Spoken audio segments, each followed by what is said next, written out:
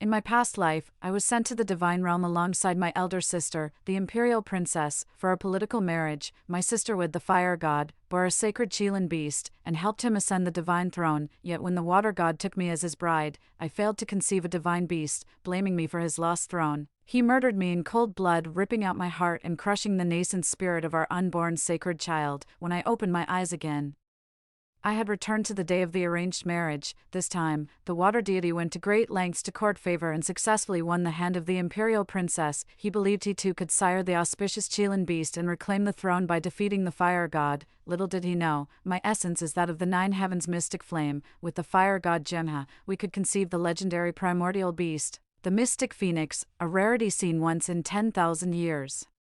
On the day the Celestials chose their brides, all three realms rejoiced. It was a grand celebration, yet for me, the most insignificant princess of the demon realm, there was nothing but sorrow in my eyes. I stood in line with princesses from the spirit and demon realms, watching as the lofty celestial lord gazed down upon us with detached scrutiny. The two spirit realm princesses nearby couldn't help whispering to each other.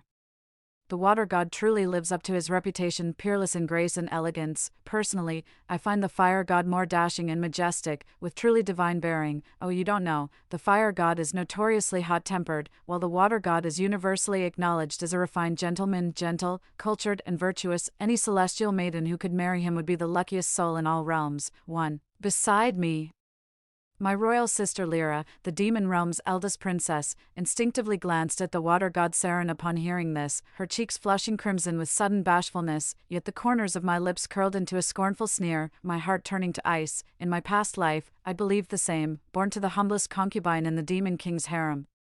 My lowly status stemmed solely from my mother's peerless beauty, the fleeting favor that granted her the title of consort and brought me into this world. It was precisely this face of mine that caught water god Saren's eye during the divine consort selection in my past life, making me his chosen bride amidst universal envy. The divine emperor had 4 sons, the water god, flower god, spirit god, and fire god. My elder sister, the demon realm's crown princess, had always adored the water god. To everyone's surprise, he chose me instead, forcing her into a reluctant marriage with the fire god. After the wedding, I experienced the most blissful period of my life. Just as the rumors said, Saren was gentle and kind, showering me with meticulous care and affection. Back then, I thought my hardships were finally over and I'd found my soulmate. Little did I know this marked the beginning of my descent into hell. It all began a year later. My sister, who married the fire god Cassius, became pregnant and later gave birth to a Chilan, a celestial omen unseen for millennia. The emperor was overjoyed, showering the little Chilan with affection. His fondness even extended to the fire god, whom he'd previously disliked, now viewing him in a new light. Yet my womb remained stubbornly silent. Gradually, Saren changed. He grew impatient with me, his gaze turning colder by the day. They even forced me to take forbidden elixirs, all to hasten the birth of an auspicious beast.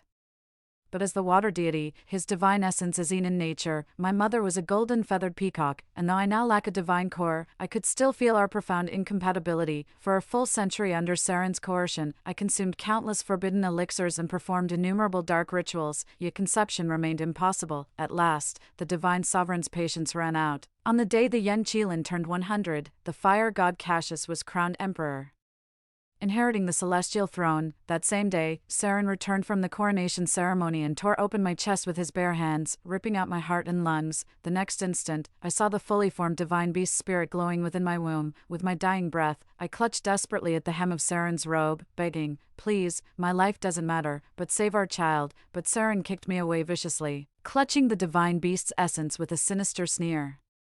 "Cassius has claimed the throne, what use is this bastard now? Die together." As the words faded, I watched helplessly as he mercilessly crushed my fully formed child. My poor child never even got to open his eyes before his own father took his life with his bare hands, and with my child's last breath, my very soul shattered into oblivion. Never did I imagine I'd be reborn, let alone return to this very day of the divine consort selection. A tidal wave of hatred turned my fingers ice cold as I fixed Saren with a glacial stare, yet to my surprise, he did the exact opposite of his previous life. His gaze fell upon my rather plain-looking elder sister. In that instant, everything became clear. He had been reborn too. Today, fair maidens from the realms of spirits and demons have come to our divine kingdom seeking marriage. My 4 princes may choose freely. Whomever you select, your emperor father shall grant his blessing. After the emperor spoke these words, the other three princes remained motionless, as the water god Saren was the emperor's firstborn. Though no crown prince had been officially named, his status inherently differed from his younger brothers. Thus in this consort selection, Saren should naturally have first choice. In our past life, Saren also chose first. He took one look at me and knew I was the one, yet in this lifetime, he didn't even glance my way. Walking straight past me to my royal sister Lyra. Father, my heart already belongs to another. I wish to marry Princess Lyra of the demon realm. The assembly gasped. Among the three realms, celestial, spirit, and demon, the demon realm ranked lowest. What's more, the spirit realm boasted countless beauties, and my sister's looks were unremarkable among its celestial maidens. Even the emperor frowned with doubt. Saren, are you certain about this? Saren nodded calmly. Yes, father.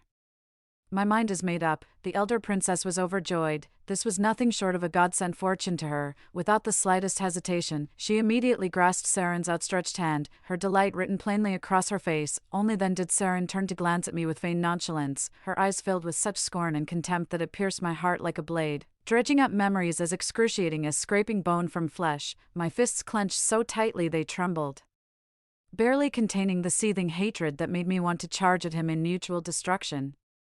Suddenly, a warm hand grasped my wrist with unexpected force. Instinctively turning, I found myself staring into fathomless dark eyes. The breathtaking deity in black robes flashed a roguish smile, raising my captured wrist high as he proclaimed in a ringing voice, "I want her." A collective gasp swept through the room. If all the celestial maidens here were ranked, I'd undoubtedly be at the bottom. Years of spiritual depletion have dimmed my aura, making me far from an ideal cultivation partner.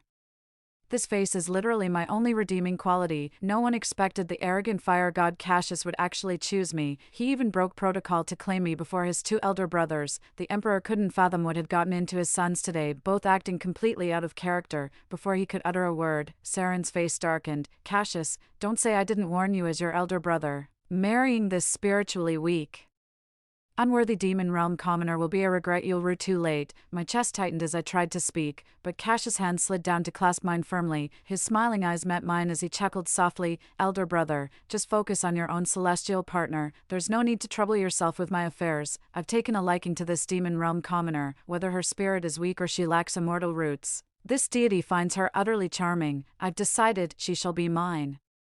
My heart stirred with an inexplicable pang of sorrow. No one has ever stood up for me so resolutely in front of so many people, speaking on my behalf and taking my side without hesitation. Why would Cassius treat me so kindly when we've only just met? It wasn't just me, everyone present was stunned. No one expected the fire god to openly clash with the water god over some minor noble girl from the demon realm. The divine queen covered her mouth with a chuckle, gracefully diffusing the awkward tension. "My lord, let it be. Cassius has always been this way. If this pleases him, we shall settle it thus." Cassius, the god of fire, was the late-born son of the divine emperor and empress, who doted on him beyond measure, and so, with the empress's words, the marriage arrangement was firmly sealed. Saren shot me a displeased glance before leaving, letting out a scornful laugh. "Cassius, who do you think would want such an insignificant wretch?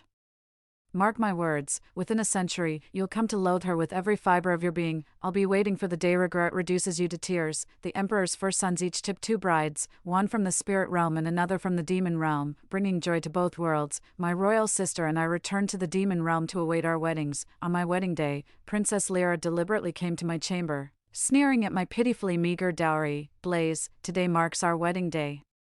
Though we're both marrying divine lords, a bastard daughter remains a bastard. Lowborn will always be lowborn. Know this well. I'm wedding the future emperor, while you're bound to that hot-tempered, petulant brat. If you ever suffer in the divine realm, don't come crying to me. I'd hate to be bothered." I watched Lyra's sycophantic antics with cold amusement, smirking inwardly. "Dear sister, may you never taste the bitterness I endured in my past life. 2, a century from now. May you still laugh while recalling these words." On that auspicious day, I entered the divine realm in marriage alongside my elder sister. As the firstborn, Saren's ceremonial grandeur naturally surpassed all others. My sister's mile-long bridal procession was truly magnificent. The entire demon realm marveled at her celestial ascension, whispering how she might become the future divine empress and bring prosperity to our people. Gazing up at my sister seated beside Saren atop the divine beast, I felt not a trace of envy. In my past life, I had witnessed such a scene before. Back then, I naively believed Saren truly cherished me, imagining we'd share a harmonious marriage of mutual respect. Yet within mere centuries, we met a gruesome end. Mother and child perished without intact remains. As I stood transfixed, an obsidian dragon suddenly materialized across the demon realm's sky. The dragon's roar shook heaven and earth, piercing through the highest heavens. The demon realm erupted in shock. Only when the divine dragon landed before me and transformed into human form did the crowd realize this obsidian-scaled beast was Cassius' true form. Clad in a black robe embroidered with crimson gold threads, Cassius seized my waist and pulled me flush against his chest. Then, to everyone's astonishment, he planted a firm kiss right on my cheek. "Forget these empty formalities, come with me." The next moment, the ground vanished beneath my feet as Cassius swept me into his arms, carrying me straight to the celestial realm before the astonished gaze of the entire demon world. Saren and Lyra were completely upstaged, though I remained oblivious to this in that moment. As the imperial couple's favorite, Cassius resided in the glazed palace, the most serene and exquisite dwelling in all the celestial realm. Boasting scenery unmatched throughout creation, Cassius brought me back and said, "Blaze, this will be your home from now on." My heart ached with sudden bitterness. I hadn't had a home since my mother's passing. The Cassius before me wasn't nearly as domineering as the legends made him out to be. I remembered in my past life, whenever he appeared with Princess Lyra, he always seemed distracted and impatient. There were even rumors among celestial maidens that my elder sister's swift conception of the fire god's child involved certain amorous enchantments, though at the time, I was too preoccupied with my own troubles to spare much thought for Cassius and my sister's relationship. I'd always assumed Cassius would be difficult to get along with, but reality proved otherwise. He stood taller and more striking than Saren, with obsidian eyes that gleamed whenever they met mine, almost as if he'd been gazing at me like this for ages. My cheeks flushed crimson as Cassius chuckled, tilting my chin with his fingers. Suddenly, a divine scout's voice echoed from beyond the door. "Lord of Flames, the Tau beast has escaped from Guishu. The heavenly emperor requests your immediate presence." It suddenly dawned on me that I'd married the god of fire, the most valiant warrior in the divine realm, upon whose shoulders rested the fate of all three realms. Cassius' smiling lips abruptly tightened, his face flashing with displeasure, yet without hesitation. He gripped my chin and crushed his lips against mine. The fire god's scorching body heat overwhelmed me. Just as I thought I'd suffocate, he finally released me. "Wait for me like a good girl." He gave me one last lingering look before finally turning to leave the crystal palace. I hurried to the doorway, watching his departing figure with such mixed emotions that no words could escape my lips. Throughout the divine realm, it was whispered that the water deity and his consort shared a bond of profound devotion and rare tenderness. Saren gathered countless tonics across the three realms, lavishing them upon Princess Lyra in an endless stream to restore her health. He even accompanied Lyra back to the demon realm for visits, doting on her with meticulous care in full view of all, while the demon folk watched in envy. They still couldn't resist taking a jab at me. "Behold our Princess Lyra, what divine fortune to wed such a celestial lord." "Exactly, what's the use of a grand wedding when you just waltzed off to war, leaving her to rot in loneliness?" How pitiful. Even the divine beings knew how to read the room. By some unseen order, the Crystal Palace stood deserted ever since Cassius marched to battle. Apart from the two maids originally assigned here, I was left completely alone. My allotted share of celestial herbs and spirit stones was nowhere to be found, but I didn't mind, for the glazed palace was overflowing with rare elixirs and treasures. Cassius even sent word that I could freely take whatever I needed from the palace. My weak spiritual essence stems from my mother's difficult childbirth that claimed her life. Without her protection, I've spent centuries unable to properly nurture my vitality. Rare elixirs were never within my reach. Now I don't stand on ceremony with Cassius. Daily doses of spiritual remedies have replenished my depleted soul force within mere years. My once ashen complexion gradually regained its healthy glow. Even the maids couldn't help but praise her. Our divine consort has become absolutely radiant since recovering her health. When the divine lord returns, he'll surely be spellbound. Their words made me blush. Yet Cassius never did return. No one remembers when it started. But a saying spread like wildfire through the divine realm: Princess Blaze brings doom to her husbands. The fire god would never return. The tensions between me and the glazed palace finally erupted at an immortal banquet hosted by Saren. I had no intention of attending, but the invitation came from the Empress herself, who insisted that as the master of the glazed palace, my presence was required. Especially with Cassius absent. "Since you've put it that way, I have no choice but to go." I specifically ordered my maid to make me a black robe, and tied up my normally flowing soft hair high. The transformation made me look like Cassius's spitting image. My appearance left everyone stunned. After years apart, Princess Lyra didn't seem to be doing well. An unnatural flush colored her cheeks, her figure had grown fuller, and exhaustion clouded her eyes. When her gaze met mine, it instantly brimmed with malice and envy. Blaze. Who would have thought you'd manage just fine without Cassius around? I smiled faintly. You jest, sister. I merely keep watch over the Crystal Palace awaiting my lord's return. Saren, who had been silently watching me, suddenly spoke up. Husband, how affectionate. My expression remained calm as I met his gaze. You jest, brother. Since Cassius and I are wed, husband is only natural. The moment those words left my lips, Saren's demeanor turned icy. Even Princess Lyra noticed the tension. Tugging at Saren's sleeve, darling, what's gotten into you? To everyone's shock, the usually composed Saren violently shook off her hand, fixing me with an icy glare as she spat out, Blaze, you married the devil incarnate and actually believe you found happiness. How dare you compare yourself to Lyra? How could Cassius possibly measure up to me? The venom in her words left the entire room speechless. I let out a soft laugh in the deafening silence. Brother. Cassius never sought to compete with you, nor should I be compared to our elder sister, but as the eldest, you shouldn't speak ill of my husband before me. Cassius and I are one. To me, he'll always be the finest man. With that, I turned to leave. To my shock, Saren completely lost his composure at my words and violently grabbed my arm. Blaze, how dare you? How dare you develop feelings for him? A sharp pain shot through my arm as I tried in vain to shake him off. His grip was like iron shackles. At that critical moment, a streak of red light suddenly darted into the hall. The razor-sharp blade came slashing straight down toward the arm Saren was holding me with. Startled, Saren instinctively jerked her hand back. The sudden release sent me stumbling backward from the momentum. The next instant, a familiar arm caught me firmly around the waist.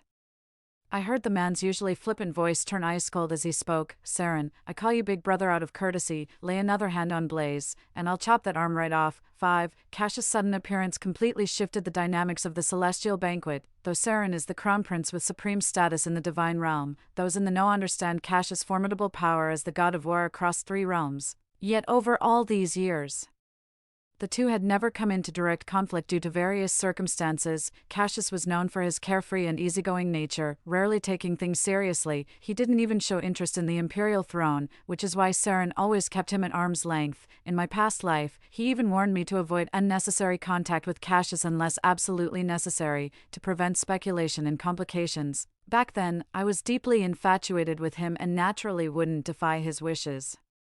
So much so that I never witnessed Saren and Cassius having an open confrontation before my death, yet in this lifetime, the unexpected came to pass. Saren's expression turned utterly grim as he watched Cassius shielding me protectively in his arms. After visibly struggling to contain his temper, he finally spoke with forced calm. So the 4th brother returns. I was merely exchanging pleasantries with Blaze here. Must you always be so quick to anger? Years of campaigning haven't tempered that fiery disposition of yours. The sheer audacity. After his own offensive remarks, he now dares to paint Cassius as the hot-headed one. Only now do I finally understand how those rumors about Cassius being temperamental and emotionally unstable came to be. Saren's intentions become perfectly clear if you just think a little deeper. How could a hot-tempered deity prone to emotional outbursts ever rule as emperor? To outsiders, the gentle, composed and benevolent water god naturally seems more suited to be sovereign. My gaze instinctively darted to Cassius, but he wore an indifferent expression, clearly accustomed to Saren's slander. A surge of fury rose within me. Had it not been for my past life's experiences, even I wouldn't have known Saren was a hypocrite through and through. In that previous life, he forced me to take forbidden drugs day after day for decades. Watching him passively as I coughed up blood and agony from their torment, all he ever offered was scornful mockery. And you call yourself a demon? Aren't your kind supposed to be fertile as rabbits? How come your imperial sister birthed a Chelan so easily, while you can't even carry a whelp? Drink, swallow every drop. If you fail to conceive a divine beast, you'll wish you were dead. Yet this same cruel and tyrannical water god would dote on me with meticulous care whenever others were present. At celestial banquets, he'd personally peel divine fruits for me, whispering sweet nothings in my ear all the while. Such stark contrasts made it unbearable. Every day felt like walking through fire and ice. He tormented me in my past life, and now he dares slander Cassius in this one. With lifetimes of resentment boiling over, I suddenly gripped Cassius' hand and retorted loudly, "What kind of talk is this, elder brother? You laid hands on me without reason just now. Is this how an elder brother should behave?" Had Cassius not returned in time, My arm might have been crippled right here. A woman's reputation is of utmost importance. Without Cassius witnessing this today, rumors would spread like wildfire. Even with 800 mouths, I could never clear my name. It was you who wronged me before all the celestial lords first. How does this suddenly become my husband's fault, while my husband and his warriors shed blood to safeguard the three realms? You sit comfortably in your hall without a care for your brother's safety, yet dare to disrespect me, your own sister-in-law. What manner of logic is this? Do you not fear crushing the morale of our frontline troops with such conduct? My words struck the assembly like thunder, leaving them utterly dumbstruck. Since my marriage into the divine realm, I'd remained silent and unnoticed. Never having clashed with anyone before is precisely why the celestial beings dared neglect the glazed palace so brazenly. Even Cassius didn't expect such a fiery retort from me, his eyes widening in delighted surprise. As for Saren, his face turned glacial, as if frozen across 10,000 miles of tundra, yet he couldn't refute a single word I'd said. The celestial banquet ended in discord that day, and rumors began spreading about the water god attempting to take liberties with his brother's wife while the fire god was away at war. Since I escalated the matter to involve battlefield warriors, the situation became rather serious. Upon learning of this, the Divine Lord summoned Saren specifically to deliver a severe reprimand. He even confined Saren to solitary reflection, dealing him a humiliating public rebuke. In a way, I've avenged my past self, though Cassius returned victorious. There remained numerous matters demanding his attention. Truth be told, I hadn't quite figured out how to interact with him either. That very day, while Cassius attended military discussions at the Imperial Hall, an unexpected visitor arrived at the glazed pavilion. I looked at Princess Lyra's venomous expression before me, feeling utterly helpless. Sister, we both married into the divine realm. Even if we can't support each other, must we make things difficult? The princess clenched her dress hem, glaring at me with burning intensity. When exactly did you secretly seduce Saren? How dare you make him humiliate himself for you at the celestial banquet? Your mother was nothing but a lowly maid who seduced our father to bear a wretch like you. How dare you ruin my perfect match? Lyra's insult toward my deceased mother instantly wiped the calm from my face. Dear sister, if this were truly a blessed union, how could I have shattered it so easily? Besides, I've barely met the water god in recent years, and you were always present, which eye of yours saw me seducing him. Let me make this clear, my heart belongs only to my husband, I adore him beyond measure. Your precious water god means nothing to me. The moment I finished speaking, a soft chuckle came from beyond the door. I turned to meet Cassius' eyes, glinting with amusement and mischief. My face burned crimson with embarrassment. What on earth did I just say? The imperial princess stormed off with a livid expression after my retort. Meanwhile, Cassius, who had just heard my passionate confession, slowly approached, blushing furiously. I dared not speak and could only retreat step by step under his advance. With a smirk, Cassius pinned me down on the couch in the end. My lady, what were you saying just now? My face burned like embers as I shook my head desperately. And nothing. I said nothing at all. Oh, Cassius tilted my chin up. Did I just hear you say you're hopelessly in love with me? MMPH. Before I could utter another word, Cassius silenced me with a kiss. After years of waiting, our wedding night finally arrived. Cassius showed no mercy and nearly wore me out completely. Only through true intimacy did I discover how tender the fiery-tempered god could be with his wife, contrary to his fearsome reputation. From that moment on, Cassius and I truly began our married life together. Gradually, I noticed the once faint divine essence within me growing clearer and more distinct. My perpetually cold hands and feet grew burning hot, as if some nameless fire raged within me, yet it didn't feel scalding. Instead, both my spirit and body grew increasingly vibrant. At last I understood why I'd remained childless in my past life. My primordial spirit embodies fire, while Saren, the water deity, possesses an essence of icy dampness, utterly incompatible with mine. After marriage, merely neutralizing the water element he inflicted upon me drained all my spiritual essence. With my womb unstable and perpetually weakened, how could I possibly conceive a divine beast? And that child I finally conceived after being forced to ingest so many forbidden elixirs, he cruelly crushed its life with his bare hands. Now wed to the fire god, my soul resonates perfectly with Cassius's divine essence. He even unknowingly guided me to cultivate a spiritual core during meditation. I sometimes feel this wondrous warmth and weightless grace flowing through me. I couldn't help but wonder, if my mother is a golden feathered peacock, what would my true form be? For, just as I was pondering this, news spread throughout the three realms. The water god's wife, Princess Lyra, is with child. Come to think of it, Lyra, the two princesses from the spirit realm, and I all had our weddings on the same day, during Cassius' years at war. Both princesses of the spirit realm became pregnant and gave birth to divine beasts, yet Lyra and I showed no signs of pregnancy, fueling rampant rumors. Whispers spread that demon realm princesses were inferior to spirit realm royalty, our souls too fragile to bear offspring. Since Cassius and I hadn't consummated our marriage before his departure, I remained utterly unconcerned, but Lyra was different. Even I knew she'd secretly made multiple trips to the demon realm searching for elixirs. Nobody understood Saren's forbidden arts better than me. Lyra must have suffered terribly these past years.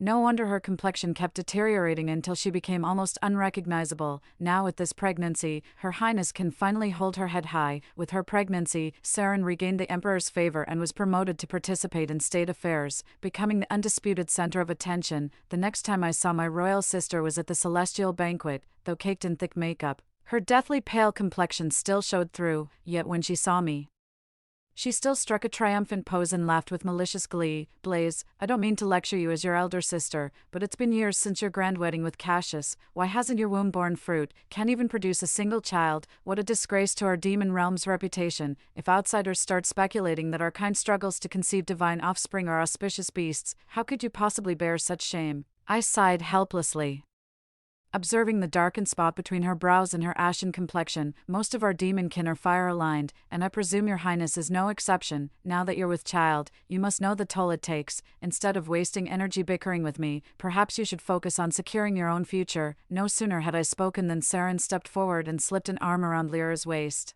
Our pregnancy is a private matter between husband and wife. Your concern is unwelcome. Dear sister-in-law, forgive my bluntness, but barren creatures like you should stay home where you belong. Must you spread your misfortune to decent folk? With that, he shot a spiteful grin at Cassius standing behind me. My poor brother, I fear you may never have an heir even in 100 years. May the gods have mercy on you. The mocking gazes of all the celestial lords fell upon Cassius and me. I glanced guiltily at Cassius, knowing full well how crucial progeny is to a divine sovereign. A magnificent, exceptional divine beast offspring is the paramount qualification for becoming the heavenly emperor's successor. In our past life, though Cassius was at odds with my royal sister, she still bore him the auspicious Chelan beast, ultimately helping him ascend the throne. Yet now, after years of blissful marriage between us, I still haven't conceived. If the prophecy holds true that I must wait a century to bear his child, the imperial throne will surely slip through our fingers. At this thought, my heart grew heavy and tears welled in my eyes, yet Cassius paid no heed to the other's gazes, reaching out to gently pinch my cheek as he murmured words of comfort. Why the tears? What does it matter whether we have children or not? Haven't we been perfectly content together in the Crystal Palace, just the two of us? I shook my head, but, enough with the buts. Cassius took my hand and strode out defiantly, ignoring all onlookers. You're all I need. I know what troubles you, but Blaze, you must trust me. Your husband is the god of war. Thrones aren't won through heirs. Tears fell freely as Cassius crushed me against his chest. I knew then, this was the steadfast embrace I'd lean on for life. What's meant to be will come naturally. Such is often the way of the world. On an utterly ordinary morning, I was suddenly overcome with chest tightness, nausea, and relentless vomiting. Cassius was terrified and summoned the court physician, who confirmed I was already 3 months pregnant. Cassius spun me around in sheer delight. The divine emperor and empress were overjoyed, bestowing countless celestial elixirs and spirit stones, yet my heavily pregnant elder sister, nearing her time, regarded me with visible displeasure. Who knows what tricks your lowly body employed to conceive? I tilted my head with a smile. It seems the royal sister struggled with conception herself, hence suspects others of foul play. Lyra shot me a glare before storming off in a huff. I watched her retreating figure with amusement, though eventually sighed in concern. A creeping sense of foreboding settled in my chest. True enough, the divine realm was engulfed in howling winds and thunderous lightning when Lyra went into labor. The divine emperor and empress led all the deities to await the birth, yet after Lyra's agonized screams lasted a full day and night, she delivered a sodden, mottled bluebird, with a grotesque fishtail protruding from its rear. Everyone was utterly terrified, myself included. Lyra's true form was a magnificent azure phoenix. None could have imagined she'd birthed such a freakish chimera. Saren, the instigator, turned even more livid, his face flushed crimson with bulging veins as he roared, "What is this abomination? Where's the Chelan? Where's the damn Chelan? Useless, useless." Before anyone could react, Saren suddenly materialized his weapon and with a single slash, severed the bluebird's head from its body. And oh, the princess let out a blood-curdling scream. Covered in blood, she rushed forward to cradle the lifeless bluebird, weeping with unbearable anguish. "How could you kill him? He was your own flesh and blood. You monster, I'll kill you to avenge my child." Unlike her imperial sister's anguish, Saren only felt humiliated and kept denying it. This isn't my child.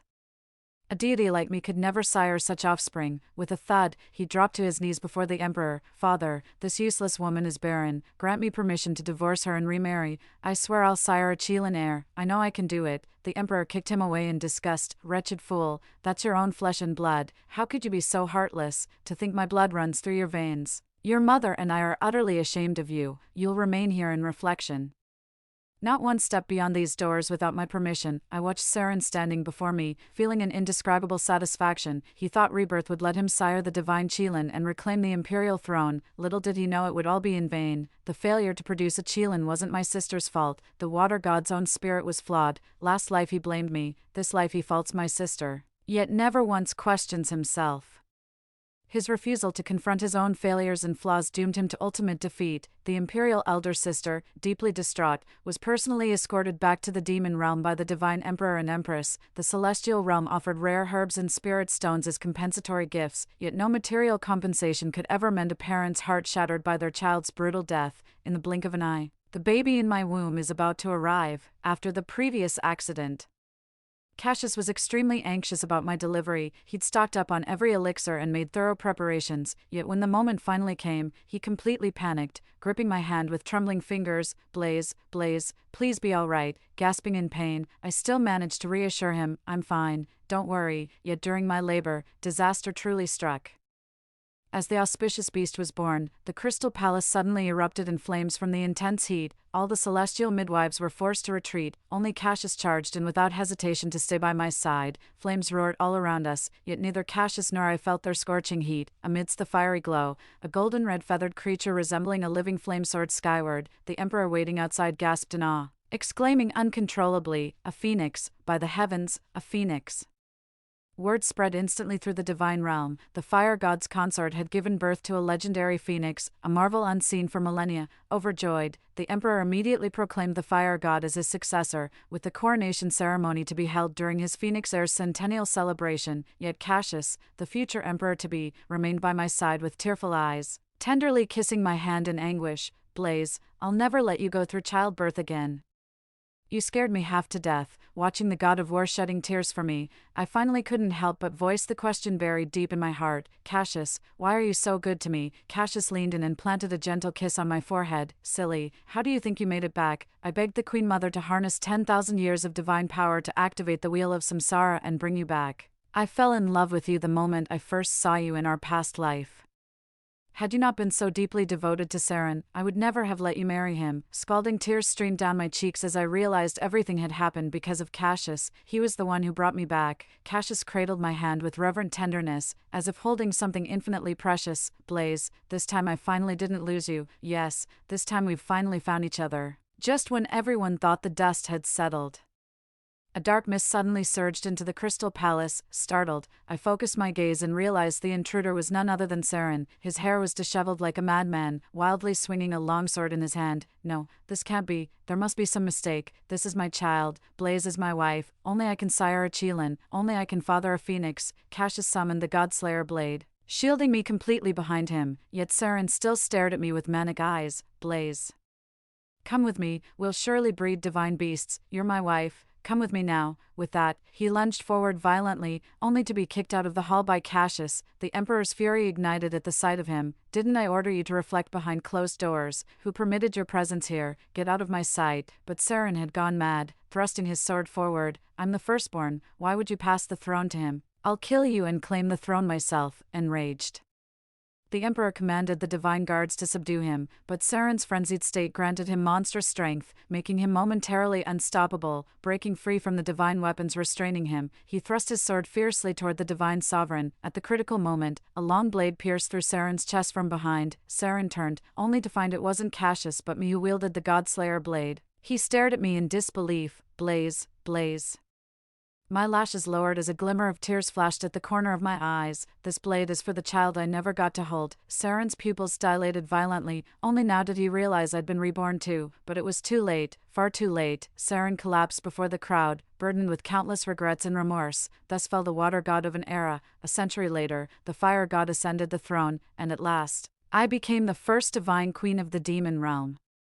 The entire demon realm basks in divine protection, with every household thriving in peace and prosperity. In the newly reconstructed Divine Sovereign's palace, a century-old phoenix chick nestled on my lap as I recounted how I slew a god with my own hands 100 years prior. Mother Queen is amazing. Mother Queen, who's stronger, you or Father Sovereign? I chuckled and ruffled his hair. Ask your father. The little phoenix turned and threw himself into Cassius' arms. Father.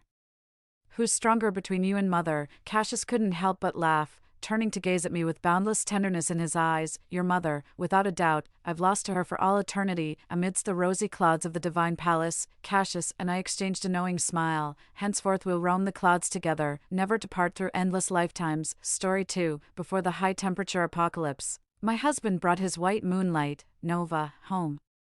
In order to show that she was beautiful and kind-hearted, Nova took it upon herself to generously give the food and water I had stocked to the neighbors. Everyone praised her, while I became the evil person they called selfish, which caused public outrage. Later, they were so hungry that they lost their minds and came to our house again to ask for food. To protect themselves, my husband and Nova pushed me and my 3-year-old daughter out. My blood became the drink to quench their thirst, and my flesh became the food to fill their stomachs. I slowly died in extreme pain and unwillingness. When I opened my eyes again, I was reborn a month before the apocalypse. Since she wants to be a noble and virtuous woman so much, I'll let her be one to the fullest. That scumbag man and the shameless woman, they deserve each other. 1. Wife, the weather has been getting hotter recently. The rental house Nova lives in is small and stuffy, and the electricity bill is extremely high. We have an extra room. How about letting her move in? It's really not easy for a young girl like her to live in the city. As her leader, I should provide some help within my ability. What do you think? My husband, Orion, pushed my arm and asked casually, pretending not to care. I opened my eyes suddenly, and my temples were throbbing violently. My chubby lips made me unconsciously swallow. I then realized that I was reborn a month before the apocalypse, in my previous life. Using the excuse of taking care of his subordinate, Orion suggested that Nova, who lived in a rental house, move in. I was kind-hearted and knew how difficult it was for a young girl to work hard in a strange city, so I agreed to let her move in without hesitation. Later, I found out that Nova was far from being an innocent girl. She was the white moonlight that Orion loved but couldn't have. She just used the name of a colleague to look for her old love. Orion took advantage of my love for him and did all kinds of things to hurt me, but I was like a fool, unaware of what was going on. It wasn't until the apocalypse came quietly that I saw their true colors. You've stocked so much food and water, sharing a little with everyone won't hurt. You're being too selfish. Don't you see that everyone is starving?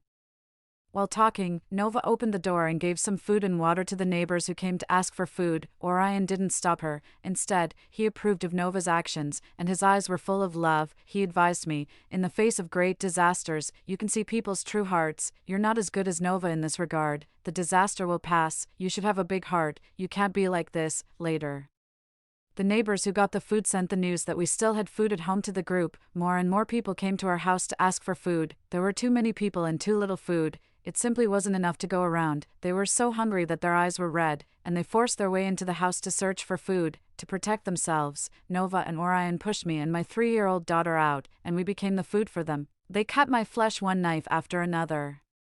I was in so much pain and fear that I begged them bitterly, husband, save us, please. If you have to eat someone, eat me. Please spare the child. Orion and Nova shrank into the corner, silent, and looked at us coldly. After that, they also joined in the act of eating us. A strong hatred burst out from my body. I wished I could skin that scumbag man and the shameless woman alive right away, but I can't do that now. I have to take good care of my daughter and live on. As for those two, when the apocalypse comes, I'll deal with them slowly. At that time, countless people will die, and no one will bother to find out how they died. 2. Orion waved his fingers in front of my eyes. Scarlet, what's wrong with you? Can you say something? She's still waiting. I sneered and walked straight to the door. When I opened the door, I saw Nova standing at the door with a suitcase, just like in my previous life. Orion took advantage of my kindness. He was sure that I wouldn't refuse this request, so he asked Nova to pack her things and move in advance. At that time, I didn't suspect the relationship between him and Nova. I even happily helped her pack her things. Now I realized that the sticky ambiguity in their eyes was right in my face, but I didn't notice it at all. I'm so stupid. Nova walked in with a smile. Sorry for the trouble. I'll move out when the high temperature passes. Thank you, Miss Scarlet. I ignored her, changed my shoes, and went out. Orion didn't chase after me, he just sent me a message: go to the supermarket and buy some fresh vegetables. Nova is picky about food and won't eat anything that's not fresh. Thanks, my dear wife. I clenched my phone tightly, and my fingers were trembling slightly. After a while, I came to my senses. I realized that I didn't have extra time to waste being angry with this scumbag. The most important task now is to build a shelter for myself and my daughter before the apocalypse comes. Just as I was thinking about this, I arrived at the underground garage and drove to a residential area. I had a house I bought before marriage here. It's on the top floor, and the location is very good. There's only one household on each floor, and the security and privacy are very good, as long as I lock the fire escape. People downstairs can't come up. I've found the place. The next step is to renovate the house. I'll replace all the materials with ones that have high temperature resistance and heat insulation functions. At the same time, I also need to stock up on enough food and water. I sold all my stocks and converted them into cash. Together with the money Orion earned from working hard all these years and my own savings, I have a total of 2 million yuan. I looked at the balance in the card and smiled with satisfaction. I immediately contacted the decoration company and asked them to use the best heat insulation materials. I asked them to paint the house with heat insulation paint, lay heat insulation film, and install a few solar panels. All the doors and windows need to be reinforced, especially the glass, which is easy to break under high temperature. I directly asked the master to install double-layer titanium alloy glass for me, and added anti-theft windows, even though my house is on the 30th floor.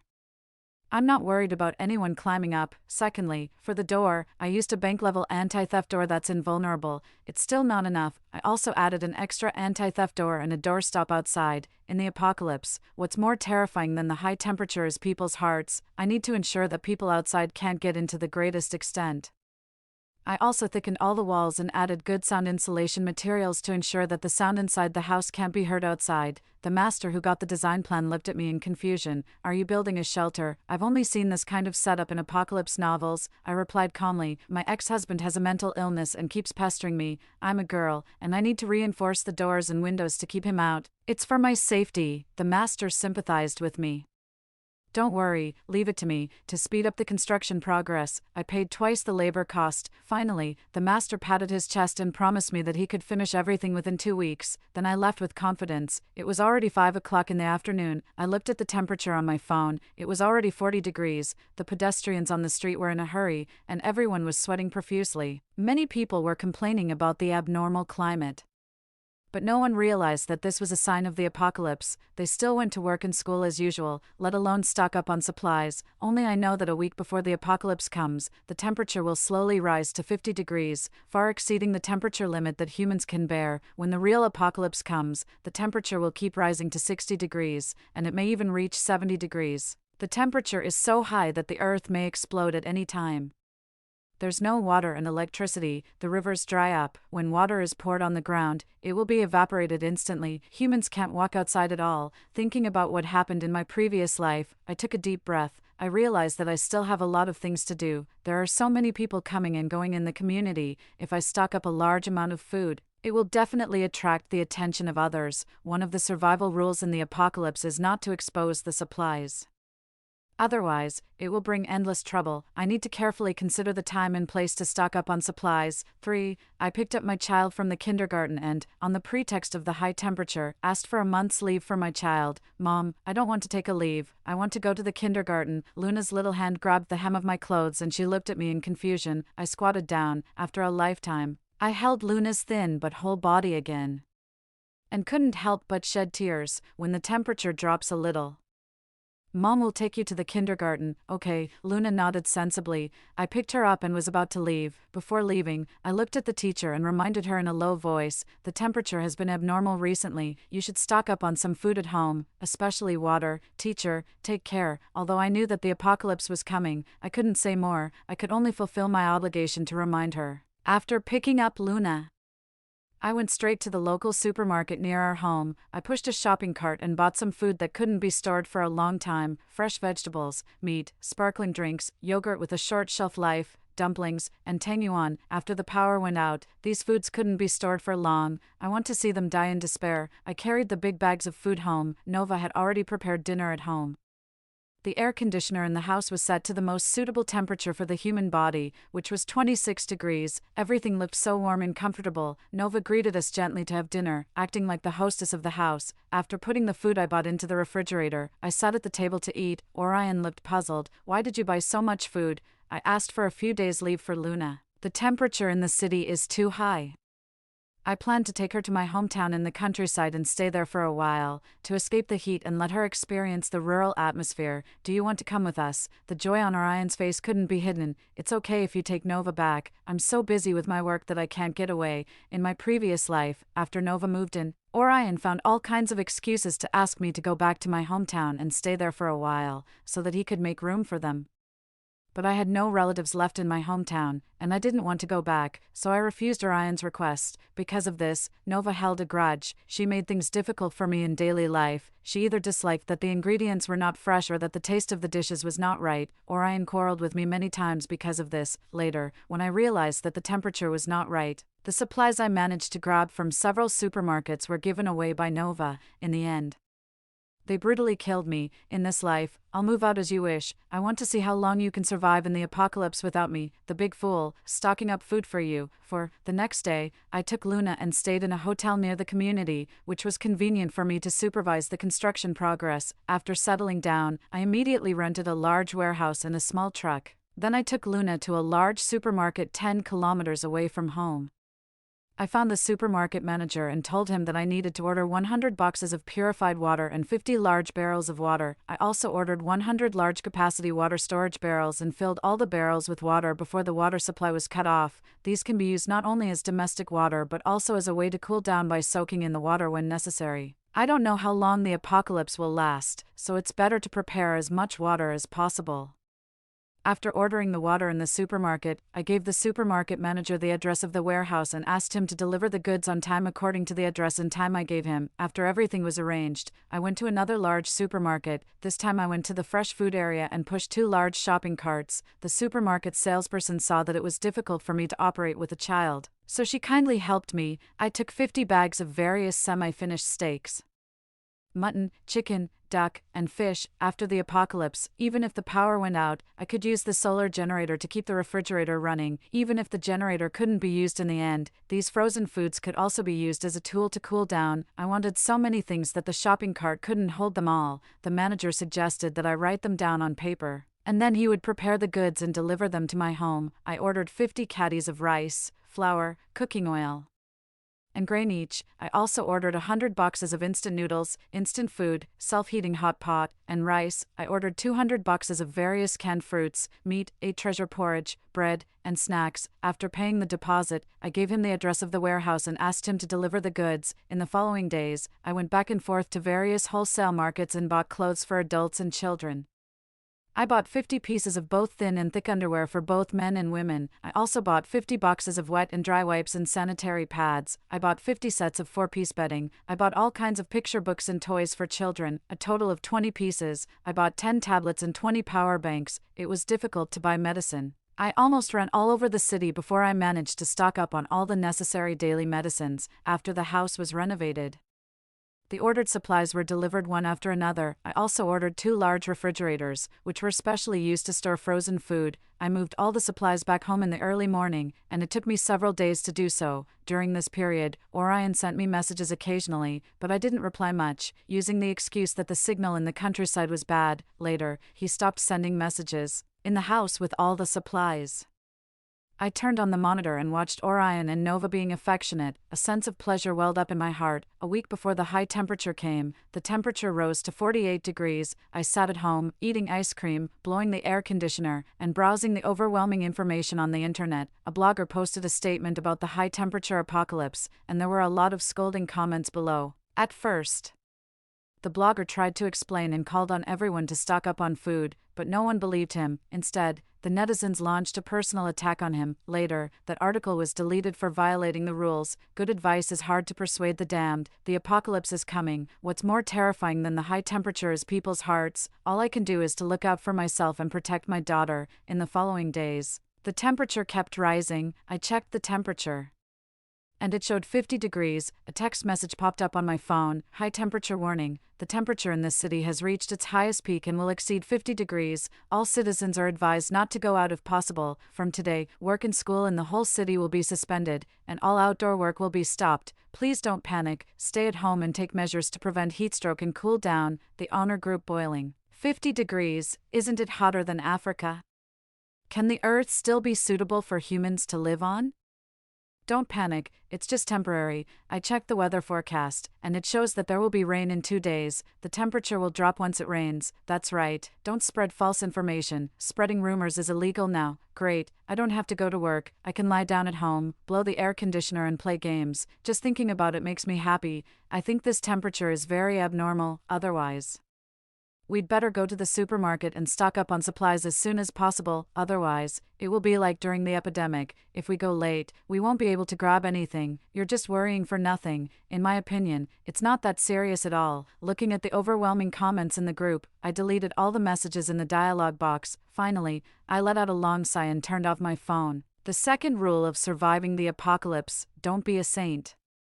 I opened the curtains and saw that the scenery outside the window was distorted. The steaming heat made it difficult to breathe. I glanced at the temperature monitor at home, and it was 35 degrees. I turned down the temperature of the air conditioner a few more degrees. On the third day of the apocalypse, the water and electricity in the whole city were cut off. I carefully checked the several solar panels I bought and placed them on the bay window and the balcony respectively. There were still 10 out of 100 water storage barrels that were not full. I almost never turned off the faucet and kept the water running, but the speed was still too slow. I took out the water pipe and connected it to all the faucets in the house to let the water flow together. After doing all this, I was so tired that my whole body was covered in sticky sweat. I was just about to take a shower when Luna came in with the phone. Dad called. I was shocked. I took the phone, fortunately. Luna didn't answer the video call, otherwise, we would be exposed. Although this house has been built with a lot of money and the safety can be assured, the fewer people know about it, the safer we are. In the apocalypse, I have to eliminate all dangers, especially Orion. 6. I switched the video call to a voice call, and Orion on the other end of the phone was very irritable. What were you doing? You didn't answer the phone for so long. When will you be back? This temperature is not right. The buses to the station have all stopped running. Without transportation, we can't go back. Damn it, then transfer some money to me so that I can buy some food. I only have 1,000 yuan left. I've put the other money in a fixed deposit, and the interest is higher that way. Stop talking nonsense and give me all the money. After hanging up the phone, I immediately turned on the surveillance video. Orion and Nova were arguing fiercely. Finally, Orion slammed the door and left. It seemed that he was going to the supermarket to grab supplies. I took a nice shower, took a sip of the ice drink, and lay on the sofa comfortably. I opened the surveillance and saw that Orion had a bruise on his face. He was holding 2 packs of instant noodles and a bottle of mineral water in his hand. Are these people crazy? There's nothing left in the supermarket. I grabbed this bottle of water from a woman. I had a canned fruit in my hand, but a tall guy snatched it away and even injured me. Nova's face looked ugly. Is this what you bought for me? How can I eat this? I want to eat fresh vegetables and fruits. My skin will get worse if I eat this. Orion patiently coaxed Nova. Suddenly, there was a dull sound, and the engine of the air conditioner stopped turning. The already stuffy room got even hotter. Orion finally exploded and kicked over the chair. Stop making trouble. It's already good to have something to eat. You're so picky. I risked my life to buy these. It will kill you if you go out in this hot weather. Don't you know that? So he knows that going out in this heat can be deadly. In my previous life, when I bought food in the high temperature, they not only didn't show any gratitude but also gave the supplies to others. Sure enough, you only feel the pain when the hot water is poured on yourself. Nova was scared by Orion's attitude and started crying with a pout. After Orion calmed down a bit, he hugged her in his arms and said softly, just be patient for a few days. I checked the weather forecast, and it will rain in 2 days. The weather won't be so hot when it rains. I'll buy you whatever you want then. Okay, I sneered. The weather forecast and Orion's heart are the most untrustworthy things in the world. Nova lowered her eyes. Although she was reluctant, she didn't continue to make trouble. Orion cooked a bowl of tang yuan for her, but she ate it without any appetite and had a long face throughout. While watching their affectionate scene, I prepared a sumptuous dinner for my daughter and me. Luna has been very well behaved these days. She played with her new toys at home and didn't even want to go out. I gave her different toys to play with every day. Sure enough, children are easily satisfied. Looking at the smile on her face, a sense of happiness welled up in my heart. In this life, we must survive well. But Orion discovered that we weren't in the countryside earlier than I expected, and we were in trouble. 7. When I woke up the next morning, I checked the time. It was 7:10. I walked to the living room and pulled open the thick blackout curtains. The sun shone in so fiercely that it was blinding. It's so early, and the sun is already so strong. I quickly picked up my phone. The temperature showed that it was actually 53 degrees outside. The sound of an ambulance came from downstairs. The messages in the group started flooding the screen again. 10 people in our building have heatstroke so far. How can they still get heatstroke while staying at home with the air conditioner on? Don't you notice that all the people taken away are old people? They're reluctant to turn on the air conditioner. They're risking their lives for money. I can't stand it even with the air conditioner on. It's like a sauna in the room. The weather forecast shows that it will rain in the next few days. I don't see a single cloud outside. How can it rain? At the same time, the property management sent a notice in the group. Dear owners, due to the high temperature in the past few days, the electricity consumption has increased sharply, and there is a high possibility of a power outage. If there is a power outage, please don't panic. Our community has solar power supply equipment, and the power will be restored within about 10 minutes after the outage.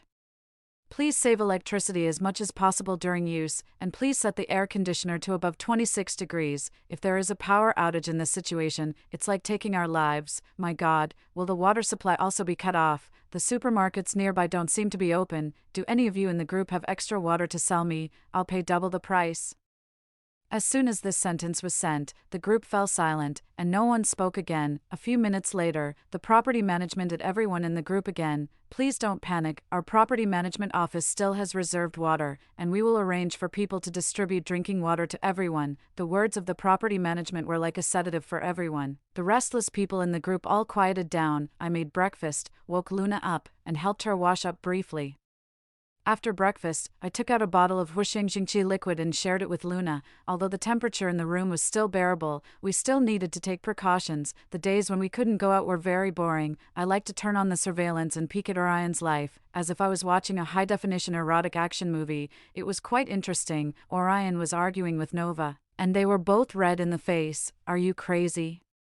Why did you give the remaining tangyuan and meat to them? What will we eat then? Nova had a cold face. Those things have been frozen for a long time. It's not good for our health to eat them. Besides, you said it would rain. We can go to the supermarket and buy more when the temperature drops. Do you really need to be angry with me for such a small thing? In my previous life, when Nova distributed food to the neighbors, Orion not only didn't stop her but also stood by her side and accused me. Now that I'm not in the way, Orion has also started to realize the abnormality of this extreme temperature. He didn't care and snatched the food back from the neighbors and got into a fight with them. Nova's face turned red. She reached out to stop Orion but was slapped to the ground by him. I was watching the exciting scene when the video on the other side suddenly cut off, presumably. There was a power outage on Orion's side. The temperature was still rising. It was already 53 degrees so early, it might reach 60 degrees at noon. Just thinking about it made it difficult for me to breathe. The stuffy and burning feeling was like a ton of fire about to swallow me up. I glanced at Luna, who was playing in the living room. She was sweating all over, but she was still in good spirits. Luna was stronger than I expected. I didn't have time to think more. I had to charge all the electronic devices while there was still power. I took out all the vegetables that were not easy to store and washed them, preparing to dry them into dried vegetables. Half of the water in the bathtub had evaporated in just one day, and the water in the water storage barrels had also decreased to different degrees. I was a little panicked, and I could only reduce the domestic water consumption in the following days. After finishing all the work, it was already noon. I didn't have an appetite because of the heat. I cooked some mung bean porridge to cool down and paired it with bread for a simple meal. The ear-piercing ringtone of the phone echoed in the room. Damn it, how dare you lie to me? Are you in Songlin community now? I called the property management, and he said that you had the house renovated and moved in. I was shocked. I didn't expect Orion to be so well informed. So I simply stopped pretending. Yes, so what? Orion's tone was a bit excited. I'll pack my things and move here tonight. What's the matter with you living here with the child? Anyway, our family should stay together. 8. My tone was cold. Wasn't it exactly what you wanted when we moved out? Why are you so eager to come back now? Wife, you misunderstood me. I thought about asking you to take Luna to the countryside to escape the heat. This weather is incredibly hot. I'm just concerned about you. I didn't want to endure it anymore. Concerned. You don't deserve to use that word. Don't think I don't know about you and Nova. Nova is the white moonlight you love but can't have. She's that junior who went abroad. Orion, you're so dirty. Orion's voice was hoarse. Wife, I was wrong. I'll break up with her, I promise. Please let me come back. The child is so young and she needs me. Her father, you need me too, right? I gave a cold snort. You have no right to ask for my forgiveness. That scumbag and that shameless woman. You two deserve each other. Orion raised his voice. Scarlet, don't be ungrateful. Don't think I don't know you have food in your hand. You'd better hand it over obediently, otherwise, when I get in, I'll skin you and pull out your tendons. I hung up the phone in a hurry. The painful memories of my previous life were like a flood, almost swallowing me up. I slumped to the ground, my body stiff, and my fingers trembling slightly. After a while, I came to my senses, got up, and checked the doors and windows. I finally felt a little relieved when I was sure there was no problem. The sound of the air conditioner stopping running came, and the refrigerator also lost power. Realizing there was a power outage, I started the solar generator. A few minutes later, the air conditioner started working again, and a trace of coolness returned to the room. I took a big breath of the cool air from the air conditioner, and my heart rate slowly slowed down. At this time, I turned around and saw that Luna's little face was flushed, and there was an abnormal feverish glow on her face. She had a fever. Fortunately, I had enough medicine reserves, so I wasn't panicked. I took out medical antipyretic patches and stuck them on her forehead, neck, armpits, and groin. When her body temperature rose to 38.5 degrees, I fed her 4 milliliters of Malin. After seeing that her fever was gradually subsided, I finally had a moment to lie on the ground and catch my breath. At this time, the messages in the group exploded again. The ambulance phone number can't be reached. Has the official system stopped working? Someone in my family has heat stroke. Is there any doctor in the group? My child has a high fever. I'm willing to pay a large sum of money for Malin antipyretic medicine. Antipyretic patches will also do. I'll pay whatever the price. When I saw the mother's plea for help in the group, my heart tightened. If the child's fever doesn't go down, something bad will happen. Please, everyone, help. Soon her message was pushed down by other messages. Messages asking for supplies kept flooding the group. Some people were even willing to spend 100,000 yuan for a bottle of mineral water. There were really people who risked their lives for money. The owner of room 1030 said he had mineral water and was selling it for 100,000 yuan a bottle. Many people in the group at him and said they were willing to buy it. I didn't want to stay silent in the group. I added that mother who is asking for medicine with a fake account. I have extra Malin and a few antipyretic patches. I'll put the medicine in the stairwell on your floor in half an hour. Please come and get it in time. To avoid unnecessary trouble, I deleted her after confirming that she had seen the message. The shelf life of Malin after it's opened is only 1 month. It would be a waste if I kept it and couldn't finish it. It's better to give it to someone who needs it. Maybe it can even save a life. After confirming that Luna was still sound asleep, I put 3 bottles of mineral water and an electric stun baton in my backpack and tiptoed out the door. As soon as I opened the door, a wave of heat hit me. I felt a sticky sensation under my feet. When I looked down, the sole of my shoe had been burned and the glue was coming off. I quickly poured the frozen water on myself. The brief coolness brought me back to my senses. By the time I reached the 20th floor, the 3 bottles of water were almost empty. Just as I was about to put down the medicine, a pair of hands suddenly grabbed me tightly. I couldn't help but scream and fumble for the electric stun baton in my backpack. A woman with chapped lips appeared in front of me. Don't be afraid.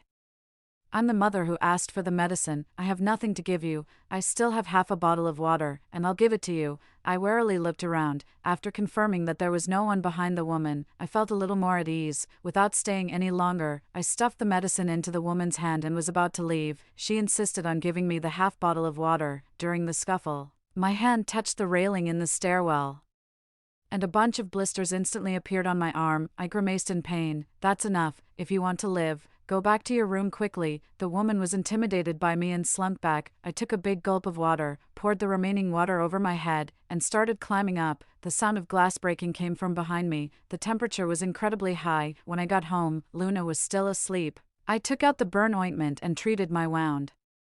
Then I took some ice from the refrigerator and put it in the bathtub. I soaked in the water and gradually came to my senses. The outside temperature had exceeded the survival limit of humans. Fortunately, I didn't have the need to go out at all. The supplies at home were enough for us to survive in this house for a year or even longer. Just as I was thinking about this, I fell asleep in the bathtub in a daze. I was woken up by Luna's crying. I quickly wrapped myself in a towel and ran out.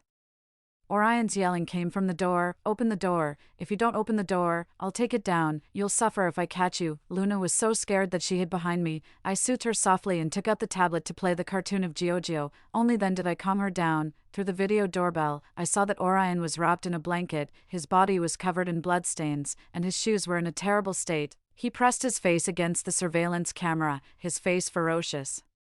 If you don't be obedient, you'll end up worse than Nova. A chill rushed from my cervical spine to my brain. What did you do to her? Orion's eyes were sinister, and he laughed coldly, revealing his blood-stained teeth. 70% of the human body is water. I couldn't help but retch. The image of being brutally killed by being cut piece by piece in my previous life lingered in my mind. Wasn't she the one you loved the most? How could you do that to her? I couldn't help but ask him. What's the use of love? All I want now is to survive. Did you know about the high-temperature apocalypse in advance? That's why you prepared in advance. You're so heartless. After all these years of our relationship, you just watched me die. I replied coldly. Even if I told you, would you believe me? If I didn't escape, Nova's end would be mine. Orion's voice softened, and he pleaded, Scarlet, my dear wife, I was wrong. I didn't do the right thing before. Will you forgive me? Let me in? It's dangerous for you to be a woman with a child in the apocalypse. I can protect you. You being here is the biggest danger. Save your energy. Maybe you can live a little longer. I ignored Orion outside the door, took an ice cream from the refrigerator and started eating it. I also cooked a pot of braised chicken with mushrooms. The aroma of the food filled the whole house. Fortunately, the walls were double soundproof, which could not only block the sound but also the smell. Otherwise, I couldn't imagine how crazy Orion outside the door would be. After I was full, there was no sound outside the door. I checked the surveillance camera, and there was no one outside. I thought Orion had given up. I underestimated his evil. 9. Night came quietly. Since there was a little sporadic rain in the evening, the temperature dropped a few degrees. At this time, the outdoor temperature was 50 degrees, and the indoor temperature was 40 degrees.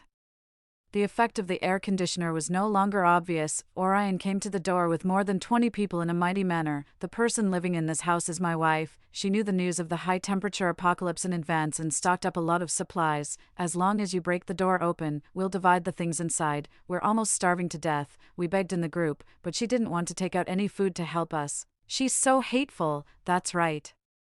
If she's heartless, don't blame us for being unrighteous. Among these people was the woman to whom I gave the anti-fever medicine. They were all holding weapons. Seeing that I didn't respond for a long time, they started to smash the door. I have to say that the bank-level anti-theft door was really reliable, even with knives, axes, and even an electric drill. It only left some marks on the door and couldn't damage the core. Several people took turns trying to break the door, but they returned empty-handed. The physical labor made them lose water from their bodies quickly, and soon someone collapsed to the ground. They surrounded the person on the ground like hungry tigers pouncing on their prey. The strong smell of blood filled the long corridor, and the wanton laughter of the demons drifted along with it. I couldn't fall asleep all night. 11. Several men led by Orion talked unscrupulously in the group about how to break into my house.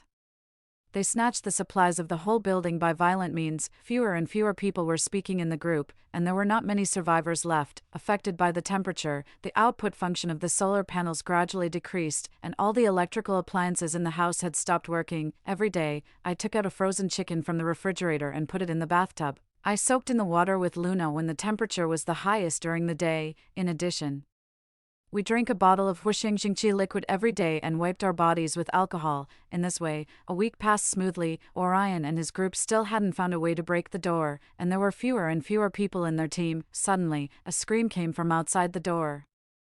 I looked in the direction of the sound. Orion fell to the ground, and his face was instantly burned off. The people behind him scrambled to lick the blood on his face. Before Orion died, he looked in my direction, his mouth opening and closing, but he didn't say anything in the end. After that, there was no more movement in front of my door. Maybe they realized that they couldn't break in and gave up. 12. The calendar pages were torn off one by one. Before I knew it, 3 months had passed. The temperature remained around 70 degrees, the internet and electricity were cut off, and there was no sound around. Luna became a bit autistic because she hadn't been in contact with people for a long time. Compared with matters of life and death, these were trivial things. All the frozen food had been eaten, and soaking in the water couldn't cool us down anymore. We had hallucinations due to the heat recently. As her leader, I should provide some help within my ability to my subordinate.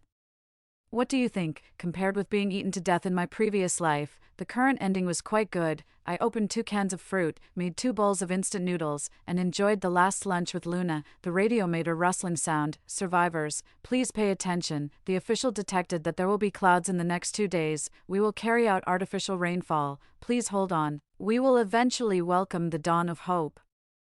I excitedly hugged Luna and said things that she might not understand. The higher authorities haven't stopped functioning. We still have hope of survival. In these 3 months, the officials sent helicopters to airdrop supplies, but after the temperature rose to 70 degrees, they never appeared again. Now the official news not only brought the news of rainfall but also conveyed the hope of survival. There was only 1 bottle of Huixiangjingqi liquid left, and I gave it to Luna to drink.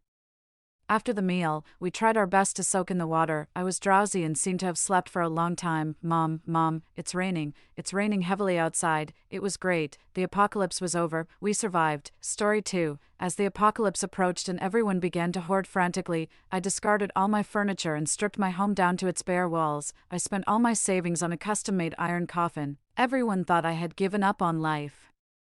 But only I knew that this was the only way to survive. People had no idea when the apocalypse actually started. A global hacking group announced that they would attack the nuclear wastewater discharge facilities of an island nation to prevent the discharge into the ocean. They soon discovered that the island's nuclear wastewater system had no shutdown command. In other words, the discharge had started much earlier than the government had publicly declared.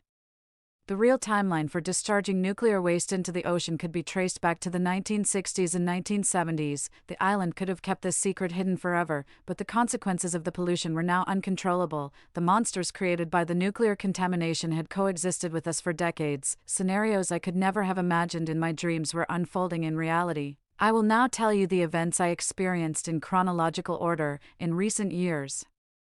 I've been busy trying to survive, finding only the nights to intermittently record my thoughts, so my writings are quite fragmented. Please forgive me. I've always believed that what can be imagined is not the real apocalypse. Only those things beyond understanding can bring about the true terror of the end times. On November 21st, 2023, there was a news report online about a fishing boat in a bay whose crew disappeared overnight. Large patches of blood were found on the deck.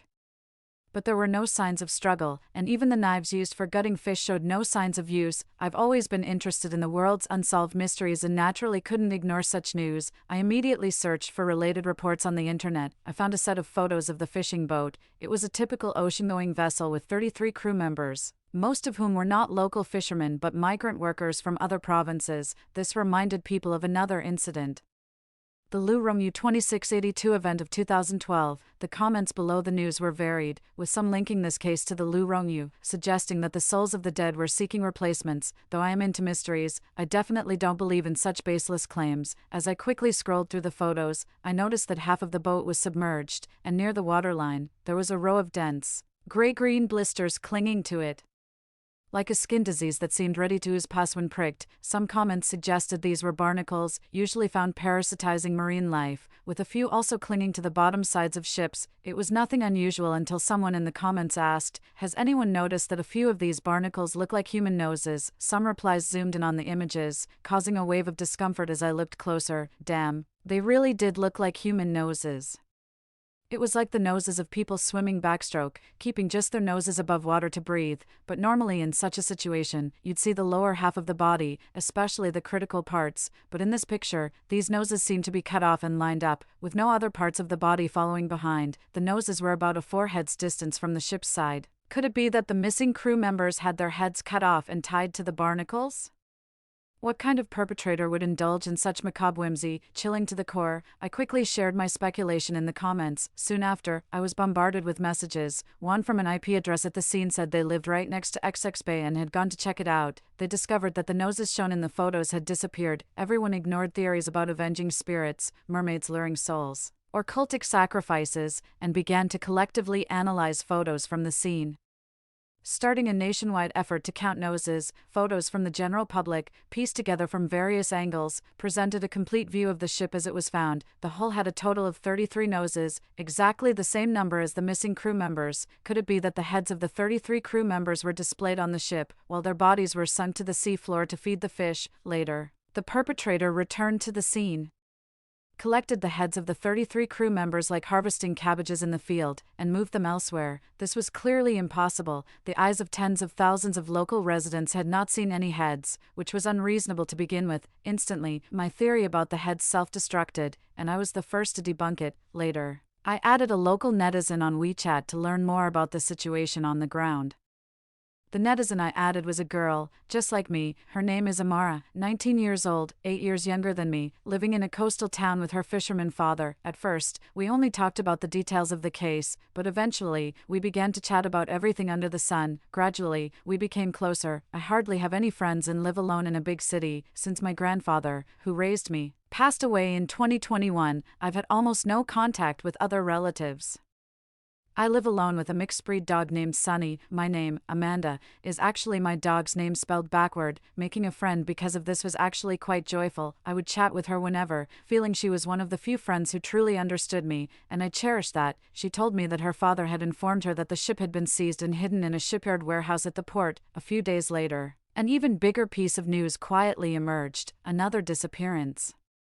This time, 894 employees from 3 production lines in a warehouse went missing. Except for the 12 who had taken leave that day, all other employees working in the warehouse disappeared. This was probably the largest disappearance case in the nation's history. It dominated the top trending searches for several days, and opinions were abundant. Almost all the national mainstream media converged on this small coastal town to report the latest investigation updates to the public. When I saw this news on the trending searches, it was also the first time Amara video called me. I hesitated because, after resigning abruptly, I hardly spoke to anyone except for singing alone at home, talking to my dog, or talking to myself. It seemed like I had almost lost my ability to speak at other times. I adjusted the camera towards the ceiling and answered the call. I saw Amara. Amara was adorable, with delicate and petite features, looking younger than her actual age. Amanda. Sorry for calling you out of the blue. No worries. What's up? Did something happen? Feel free to talk to me. My polite response came out reflexively, but I detested my own insincerity. Deep down, I knew I was a reserved person. Remember I told you about the employees disappearing from the warehouse? Amanda, there's something I didn't fully tell you. My uncle worked there, and he's been missing for several days. My grandma and the others are really anxious. And they had my dad go to inquire yesterday morning. It's been a day, and my dad hasn't returned. I'm worried something happened to him. I watched the video feed from Amara's side. She was walking, holding her phone, and the frame was shaky. I could only see her chin and the dim night sky. Are you outside right now? It's best not to go out. Amara, wait for news at home, or ask an adult at home to go look. Don't go alone. It's okay. I'll video call you. Amanda. Could you start screen recording? If something happens to me, send this video to the police and to my family. I'll send you the address. Amara paused to type in the chat box. Finally, the video stopped shaking, and I could see a mechanical arm in the sky next to her. It seemed she was not far from the shipyard. Amara, listen to me. You can't handle this by yourself. The culprit hasn't been found yet. Going there would just make you another victim. Amara fell silent, her pace slowing. Don't try to be a hero. It's just self-gratification. Go back and wait for news. As I spoke, I pulled out a spare phone, ready to call the police. After turning it on, I saw a screensaver picture of my parents in police uniforms, holding me at 2 or 3 years old, smiling at my 28-year-old self. Their smiles somewhat hollow. I pressed the mute button and dialed 110, briefly explaining the situation.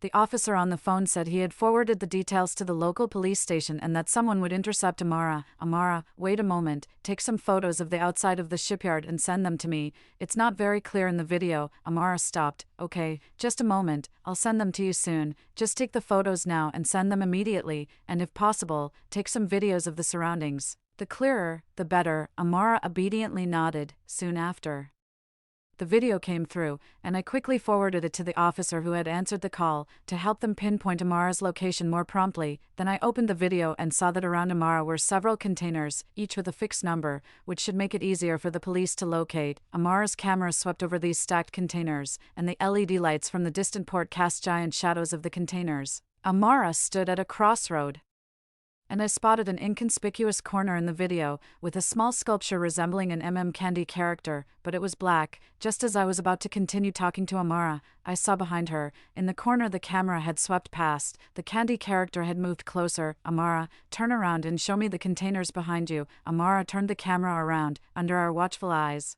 The Candy character visibly melted into a puddle of flesh on the ground, leaving only a head.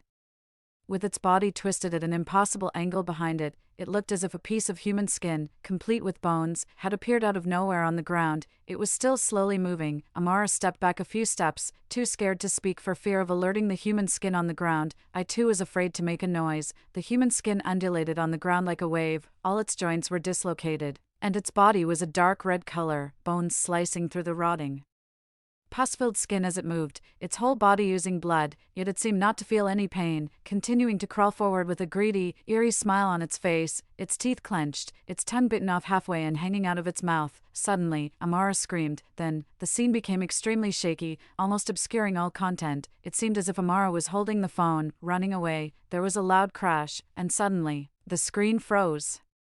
It shifted to a night sky dotted with only a few stars and a corner of a crane tower, with its mechanical arm clutching a shipping container, which appeared to be teetering on the edge. That was my last contact with Amara. Later, the police told me that Amara was not found at the scene, and they ordered me to delete the video, but I saved a backup. I watched that video over and over and finally noticed the shipping container at the end of the video, which seemed unstable. Its surface was covered with human skin, with those monstrous bodies hanging off the container, headless, crawling down from the crane. No, it wasn't a crane at all. It was a giant structure made up of countless human bones, those skin bodies twisted together, forming a stable structure. They were mimicking a nearby crane, using its structure to reshape their flesh. I knew disaster was coming, but half a month later, no one talked about this incident anymore. If it weren't for the chat records with Amara still on my phone, I might have thought it was just a figment of my imagination, until I went back home to update my ID photo. The day before I left, Amanda had called all night long, fearing the loneliness would affect him. I left my dog at a pet store, then I hurriedly caught the high-speed train. About 5 hours later, I arrived in my hometown. Upon entering my house, I greeted my grandfather, expecting a reply. The old house was much the same, an empty room containing only my grandfather's memorial tablet. I lay on the wooden bed, planning to rest before heading to the local police station. Suddenly, my phone pushed a notification. It was from the surveillance camera permanently installed at home, detecting movement and automatically sending a message to my phone. I cleared all notifications without a glance, thinking of catching some sleep. Then it hit me. There were no cameras in my room. The camera was in the next room, where my grandfather used to live. I unlocked the front door first, making it easy to escape in a moment. With my feeble arms and legs, I struggled even to twist open a bottle cap. Running away was my only option when facing a burglar. I then fetched a kitchen knife for courage, as the house had been uninhabited for a long time. Most of the room doors were tightly shut. I slowly turned the doorknob, opening a crack. The room was dark with the curtains drawn, emitting a musty smell. I kicked the door open, turned on the light, and raised the knife in one fluid motion. There was no one inside, just the surveillance camera blinking green in the corner. I remained vigilant, checking under cabinets and beds. No one was there. Just as I was about to stand on a chair to check the camera in the corner, I felt something wet around my ankle. I jumped off the chair in fright and ran to the doorway. In that instant, all the horror scenes I'd ever seen flashed through my mind like a carousel. Then, I saw a black and red hand stretch out from under the cloth-covered bedside table, still moving. Remembering the missing Amara and not wanting to tangle with this creature, I locked the door from the outside and dragged my suitcase to the next room, planning to go directly to the police station. As I walked on the street, I realized how unusually empty it seemed, with very few passers-by. The traffic seemed to have thinned out, giving the impression of returning to the early days of the pandemic outbreak years ago. When I arrived at the police station, I only saw one officer on duty at the entrance. As I got there, the young officer had just put on his cap, ready to head out, while the phone inside rang incessantly. "Hello, I'd like to report a crime. Sorry, I just received a report and have to leave. We're short on staff. Just tell me what's happening directly." I had come in such a rush that I hadn't organized my thoughts, and I couldn't just blurt out to the police that there was a monster in my house. The young officer was already in the car, ready to drive off. Before I could continue, the young officer suddenly began to bleed from his nose, splattering blood onto my clothes. "No, I'm sorry." He quickly turned to look for a tissue but bent over and began to vomit violently. I hurriedly fled the scene. Thoughts of an apocalypse in a city besieged by zombies racing through my mind. If the apocalypse were truly upon us, I might not stand with humanity. If I were lucky enough to survive, forget it. It was almost impossible. My task unaccomplished, I rushed back to X City overnight. Before leaving, I asked the master at the hardware store next to my house to weld my iron door shut. I hoped the monster wouldn't climb out the windows. My hometown is very close to Amara City.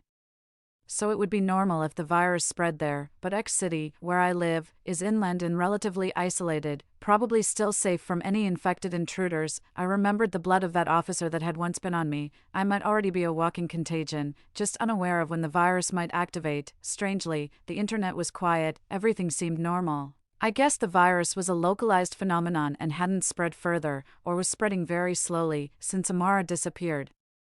I started searching online for any recent news about her town, but to no avail. After I got home, I started planning for the apocalypse. I've worked in big cities for years, living paycheck to paycheck, saving little money, oddly compelled. I knocked on my neighbor's door. My neighbor, about my age, was a game streamer known online as Milo the Good Leg. He played a strategy game called Armored Warriors and had a considerable following online, reportedly earning a decent income daily. I added him on WeChat because his cat often crawled through the cracks in my window to steal my dog's food, and Amanda, the dog, was well known in the neighborhood for her social anxiety and sticking close to me. Whenever Milo's cat appeared, she would hide under the table, too scared to make a sound. When I approached, she would whimper as if terribly aggrieved. I often bagged the neighbor's cat and hung the bag on his door. Because of this, we had argued for a while. Eventually, we decided to exchange resources equally. He left a bowl of dog food at his door for Amanda, and I kept a bowl of cat food inside for his cat when it got hungry. Milo opened the door, his hair messy and his clothes wrinkled. He wasn't surprised to see me, likely having spotted me through the peephole beforehand. "Just leave the delivery at the door," he said, looking at my empty hands. "Milo, come back." I paused for a second, then saw his cat dart out of the house, screech to a halt in front of me, turn sharply, and run into my place next door, followed by heart-wrenching howls from Amanda. After resolving the conflict between the cat and the dog, we were sitting on the floor at my house when I learned his name. He told me his name was Jack, and that his cat was called Milo. "I came here because I want to discuss something with you. Can we join forces and live together?" I was straightforward with my question, but he remained silent as if pondering. "How much money do you have?" I immediately checked my bank balance on my phone, 38,000, and I have a house back in my hometown. I had always been laid back and never felt poor until the apocalypse made me realize just how broke I really was. I have over 2 million, but it's still not enough. If you sell the house, it will be. What do you mean it's not enough? I suddenly realized that I might not have given Jack the full context of my situation, so he was talking about stocking up on supplies, enough for the two of us to last half a year. You knew, I've known for a while, just didn't bother. I haven't saved enough money. I was planning to save up 2 million to fully renovate the house. I know about Amara too. Hearing the name Amara from someone who was almost a stranger made my heart beat violently. "Why that look? Am I only allowed to spy on you in your live streams? That's illegal." At that critical moment, I brandished the weapon of law. "Don't get it wrong. I'm not a pervert. I'm not after you. I'm part of the Global Hackers Alliance. We hacked into a nuclear power station's computers and found some explosive information that we haven't shared with anyone or any organization." Holy shit, my mind went blank, unable to find the words when it mattered most. "I have a backup of Amara's video. If you want, I can send it to you again. Did you notice it suddenly went to a black screen towards the end? You thought there was no more content and stopped the recording, but there was more content. I had remotely reactivated Amara's phone camera at that time. Why didn't you tell me about this sooner? To be honest, I thought about telling you several times, so why didn't you? I was afraid you'd sue me." "You knew, then? Holy shit. Did this guy also know about my Pornhub bookmarks, my bizarre interests revealed? Actually, I hate your dog. Keep it away from me." Seeing Amanda wagging her tail and smiling amicably behind me, I knew Jack was just making an excuse. "I want to see the video." In the dim room, I drew the bed curtains tightly shut, leaving only the light from the phone screen to illuminate part of the room, as I watched the video Jack sent. After the call ended and the camera reactivated, there was about a minute and a half of black screen. This kind of black screen wasn't the fully dark kind but slightly illuminated. I looked up at Jack, noticing he was watching me. "Pay attention, it's almost there. Just wait a moment," he said. My gaze returned to the screen. Finally, the screen lit up again. Unlike before, the bone tower in the video was still there but had turned blood red, as if a red ambient light was turned on nearby, making the image somewhat blurry. "It turned red because of the blood," Jack explained. "That minute and a half, that was the creature crawling over Amara's phone, right?" "Yes," he nodded. Once my guess was confirmed, I kept staring intently at the screen, realizing there were only 10 seconds left in the video. At the 5-second countdown, the screen suddenly shook, and then a huge face appeared, so close that I couldn't make out the features. I set my phone down on the table. keeping my distance as if something inside it might crawl out the next second. Then, a voice broke the prolonged silence. Amanda. It was Amara, looking at the screen with a look of near despair. I could imagine what it felt like for Amara to see the call had been disconnected. That feeling had haunted me too, fueling countless nightmares that scorched my heart until it turned to ashes. If only I had waited another minute. You feel guilty, don't you? Jack tilted his head, trying to see my expression, but I turned away as Milo, the cat, walked over and lay on my lap. Didn't you say you found some explosive information at the nuclear plant? What did you find? I saw the surveillance footage. The video was too long. I won't show it to you. In short, those monsters, whom we still call humans, drank water contaminated with nuclear waste, among other factors that combined. I turned back, still not facing Jack. Their genes mutated in a short period of time. But this exogenous mutation wasn't thorough. In other words, they're still human, just sick. If they haven't died completely, there's still hope. These semi-mutants, I've gotten used to calling them softbones. I remembered the figure in Amara's video, a candy-like figure that could change shape at will. Are their bones disintegrating? It seemed like their bodies were rotting. If they rot completely, won't they die? I asked. I don't know for sure. Theoretically, yes. I pulled the curtains open, and the sunlight instantly flooded in, but it brought no warmth. That nuclear plant surveillance video, it has records of them eating. They still maintain normal metabolism, yes, but they no longer have thoughts, only the most basic physiological desires. They prey on humans, zombies. Images of traditional human-like zombies sprang to life in my mind, charging toward me. They're not quite like zombies, they move so slowly.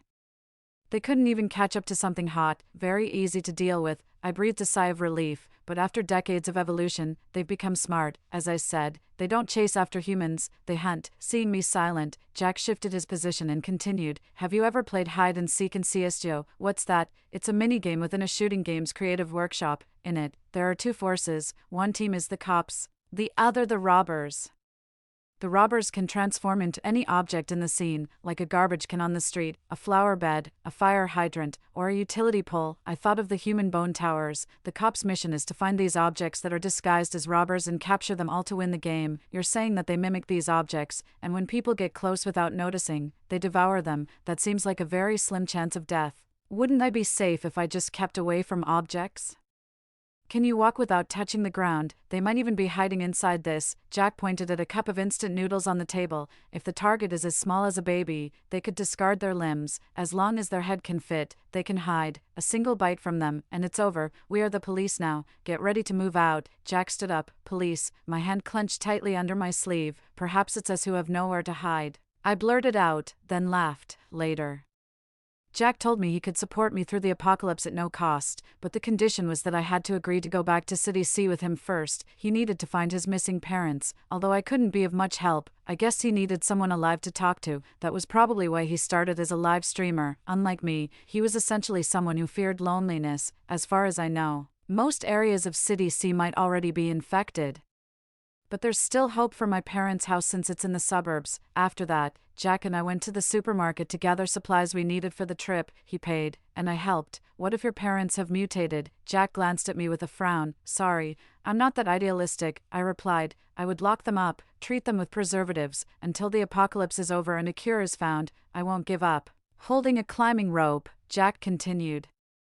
You seem like the type to give up halfway, desert in the face of battle, and abandon me. How about this? No, man, you make it hard for me to run away. I felt he was about to tie me up. I also have news about Amara. I know she's not dead. I've already planned out the steps for this trip back. Each time you complete a task for me, I'll tell you something about Amara, if you help me find my parents.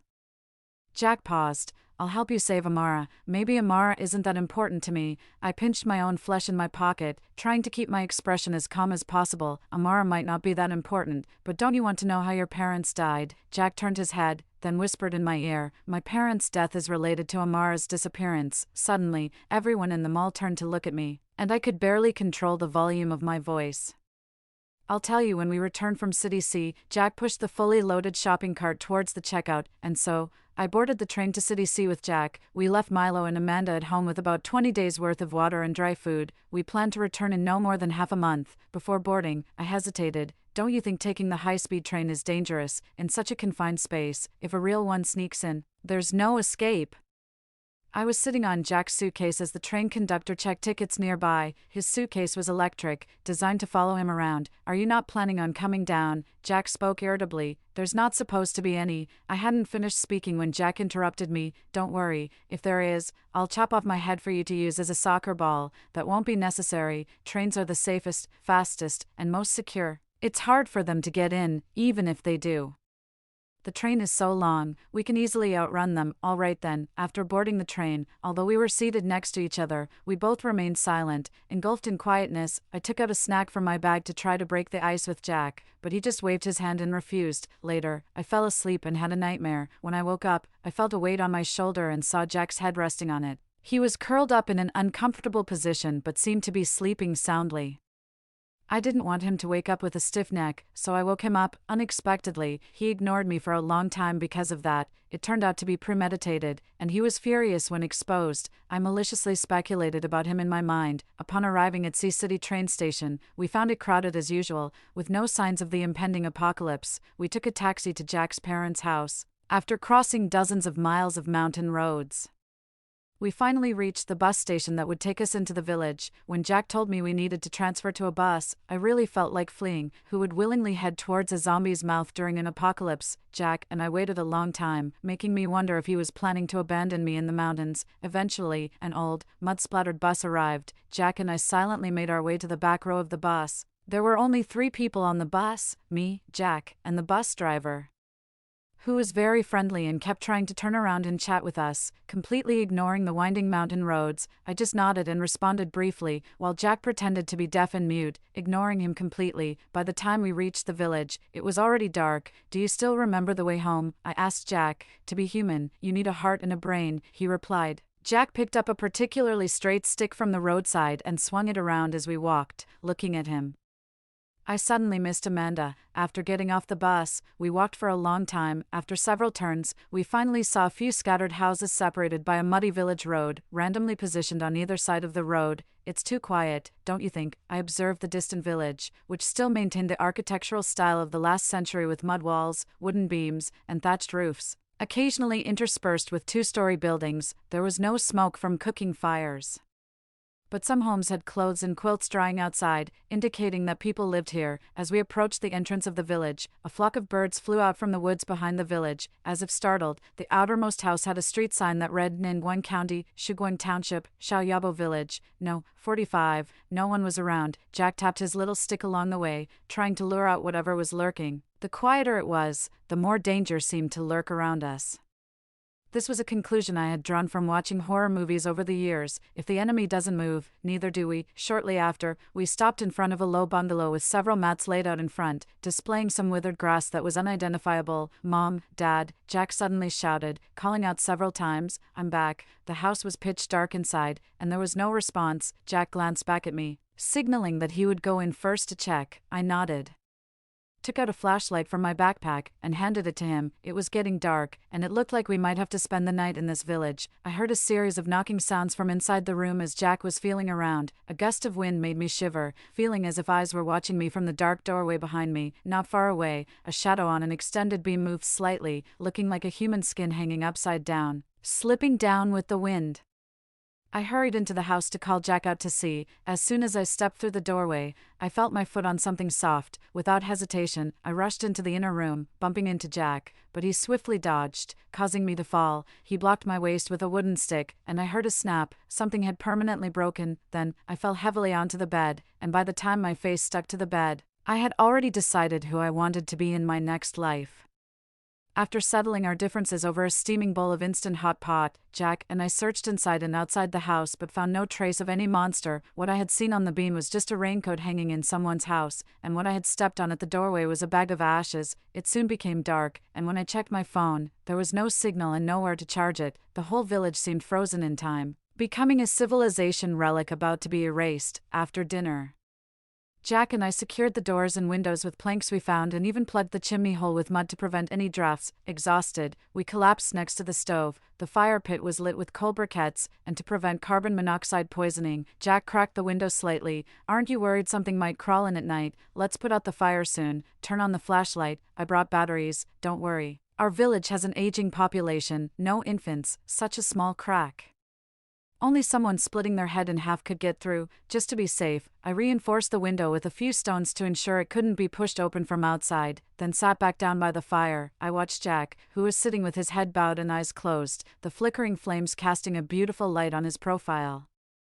He had taken off his coat while working, and I caught a glimpse of the lines of his arms, strong, not like someone who stayed indoors as I did. I looked around the room. The old earthen walls had no furniture, just 2 rooms in total, the larger room divided into 2 spaces by straw mats. Although the house was small and the furnishings were decades old, everything was very clean and tidy. Even the ash from the stove was tied up in a burlap sack and placed in a corner.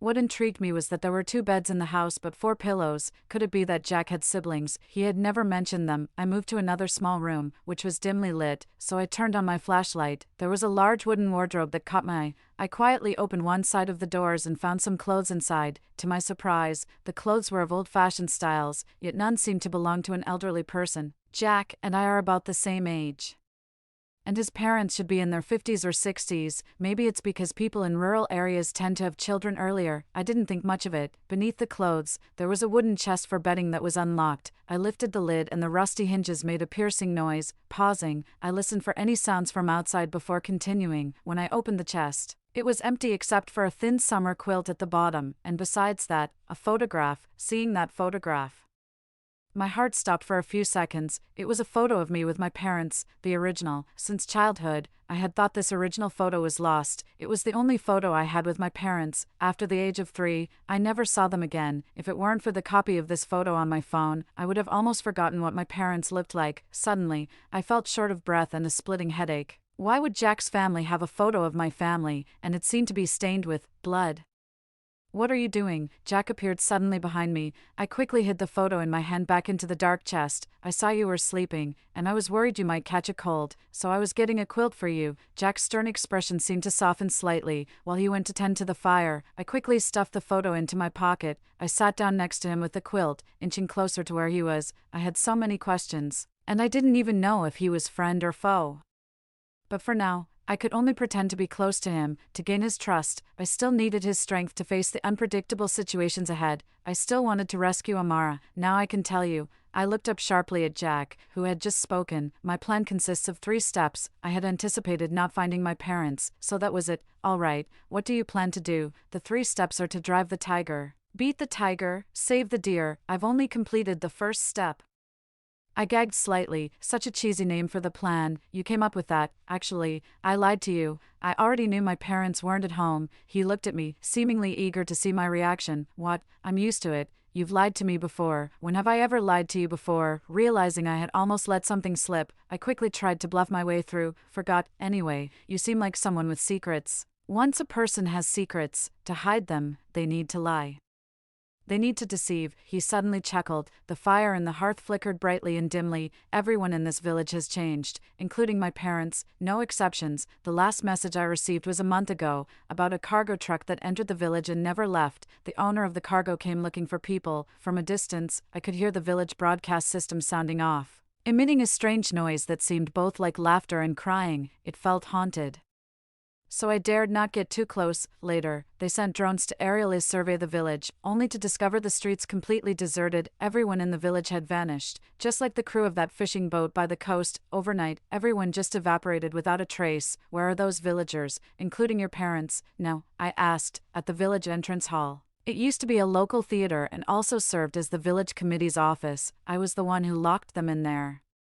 I pulled the blanket around me tighter. Jack noticed my movement and wrapped all his blankets around me. His hand slipped around my back to tuck in the blankets, and suddenly, I felt a long-absent peace. I reached into my pocket and touched the cold photograph. His hand never left my shoulder again. I leaned into his embrace, listening as he continued to reveal his secrets. His voice was gentle. "This is the first step. Driving out the tiger, and what comes next? Hunting the tiger. What does that mean? In order to save others, we might have to harm some innocents. Don't worry, I won't hesitate if it's necessary. There are 2 stun batons in the bag. Not sure if they'll work. If they don't, we'll need to run fast. I'll cover you then. Don't worry about me. Of course, you don't need to remind me. I came here to accompany you. I'll run when it's crucial." I grabbed a sports drink from my backpack and took a big gulp. Later, I talked with Jack for a long time. Though it mostly ended up with me talking and him listening, I had hoped to pass the time to get through the night, but I fell asleep without realizing it. I had a dream that was a mix of reality and illusion. I dreamed of my parents, looking different from any way I had seen them before, slightly older than they appeared in photos. They stood in the distance on snowy ground, smiling and waving at me. In front of me, there was a trail of footprints leading towards them. I followed the footprints, running like I used to when playing hopscotch as a child. I saw them applauding and smiling at me. Then a bullet flew from behind me, hitting my father directly in the chest. He fell, and my mother threw herself over him, shielding him from several more bullets that followed. The footprints turned red under my feet. They continued into the muddy path at the village entrance. As I ran towards them, my body shrank from 28 years old to the size of a toddler. When I reached my parents, their bodies were already stiff. They were covered in white frost. My father's eyes were still open, his hands still in the position of holding a gun. The delayed sound of the gunshot then rang out. I turned around and saw Jack pointing the gun at me.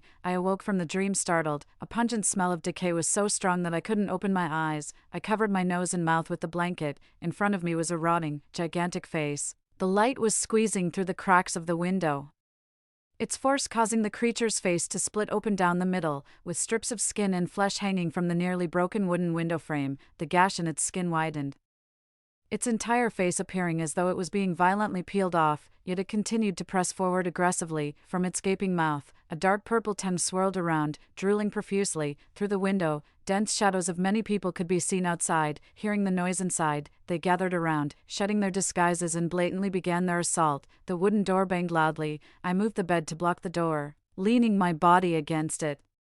Standing off against them behind the door, "Jack, come out quick, they've escaped." My shouting only intensified the monster's reckless attack, their mouths emitting many nonsensical sounds. Some even spoke. "The grave is cold, children in the boiler, hide and giggle, wear layers of masks, don't kill, don't let go, can't escape, incense at the old lees, back against family, antidote thirst with the calendar, children from outside the area not with family, can't afford."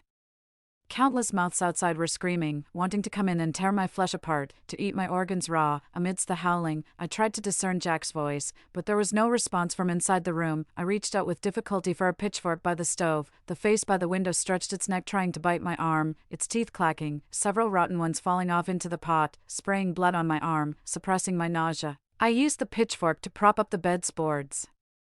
I took a deep breath, the smell of decay filling my lungs. My legs were so weak I could barely stand. Crawling on my knees into the inner room, Jack was gone. One backpack was missing from the room, and the electric baton with a long handle was left on the bamboo bed. I slung my backpack in front of me, crouching in the cramped space between the wall and the cabinet. I had to face the reality of being abandoned. At that moment, my heart bore no resentment.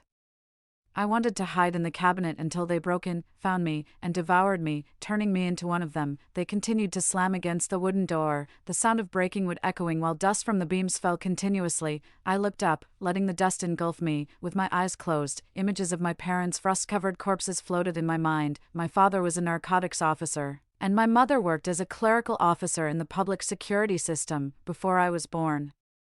They had been assigned to the southeastern border, infiltrating criminal organizations. Later, due to their undercover missions, they met, married, and had me, then hastily left me in the care of my grandfather. 11 years ago, they both died during a mission, killed by criminals. Before their deaths, those criminals had long recognized my parents' true identities but had held off, continuing the charade. They traveled all the way to City X, kidnapped me in a van afterward, seeking revenge.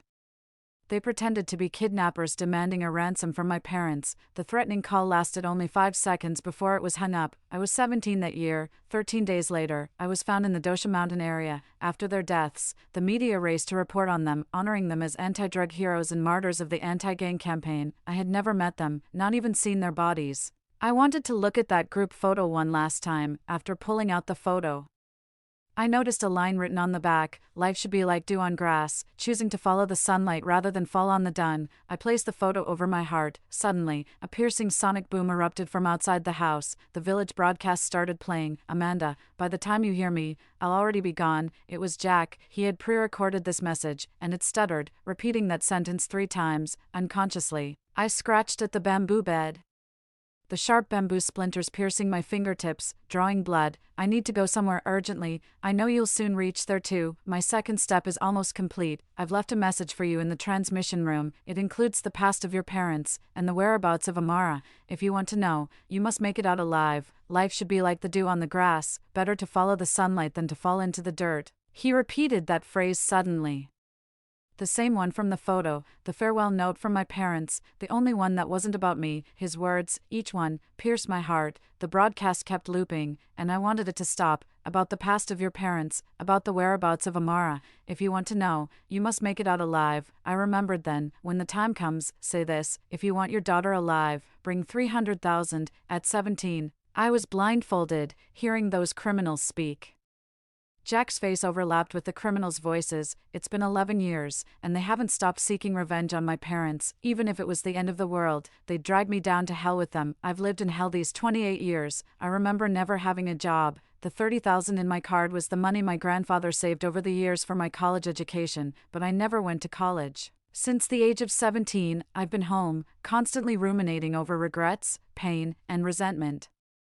I never made it out. Better to follow the sunlight than to fall into the dirt. I repeated the phrase to myself again. The wooden window broke, and the terrifying skin peeler was slowly wriggling its body, trying to enter the house. Behind it, countless blood-stained hands gripped its body, attempting to drag it down from the window. They weren't rescuing me. They were merely fighting each other, all eager to devour my flesh. This bought me some time. I stood up and without hesitation quickly moved toward the monster. I stepped on the stove with one foot and kicked its face hard with the other, causing it to fall onto its peers, tumbling on the ground unable to get up. Its rapid retreat caused its companions to mistakenly treat the skin peeler as a living person. They viciously caressed its chest, pulling out long, blood-soaked ropes which they stuffed into their mouths. I watched them coldly while digging through the chimney mud, my fingers still bleeding.